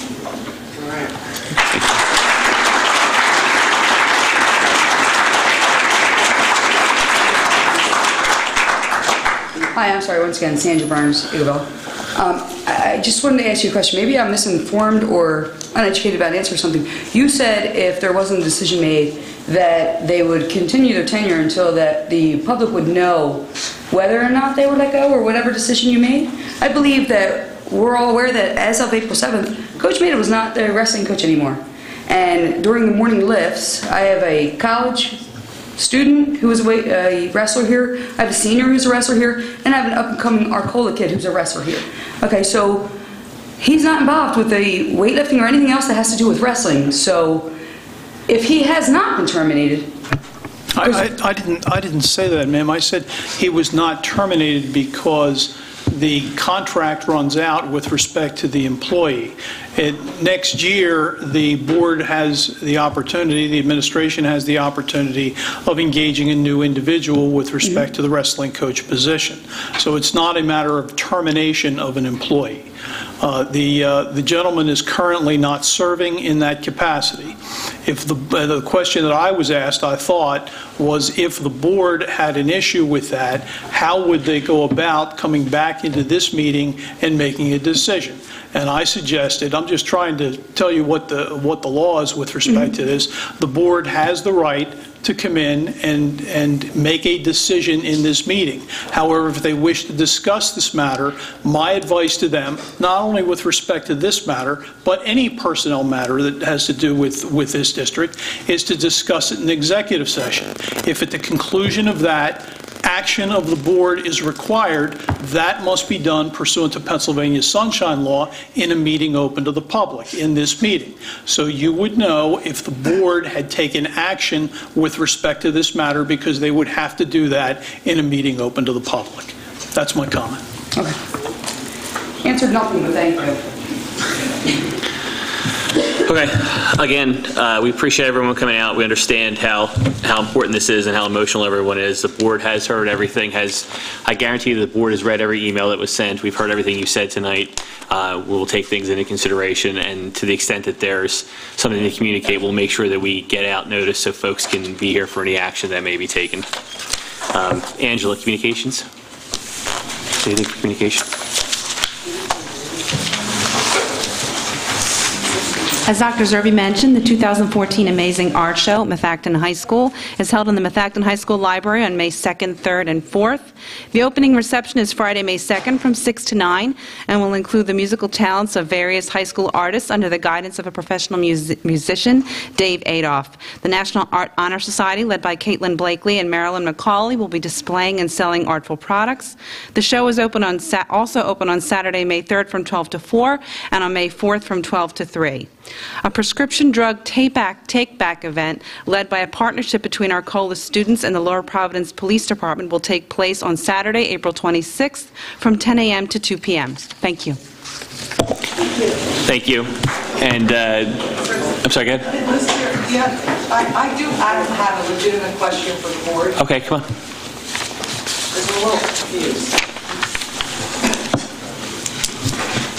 Candy Alaba. Now, every year in the agendas in the fall, winter, spring, or summer, whatever, there's always a list of coaches that are listed that are to be hired for that season with their salary.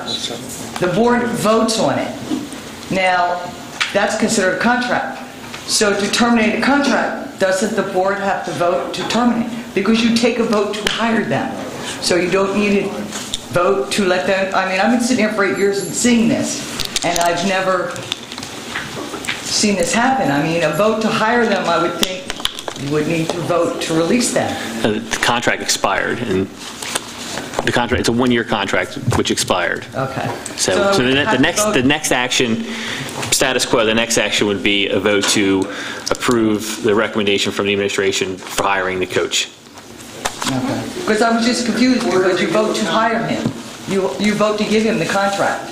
And it's a one-year contract. One-year contract. Right. Well, see, unfortunately, when you put this in the agenda, you don't make this clear to the public. You just put their name, the salary, and whatever sport they're the coach on. So this is why I had the question. This is why I was confused. Okay. But that explains it. But you need to make things a lot clearer because, you know, I don't think you should have to reapply for a job he's good at. That you need to vote to hire him back. Thank you. Thank you.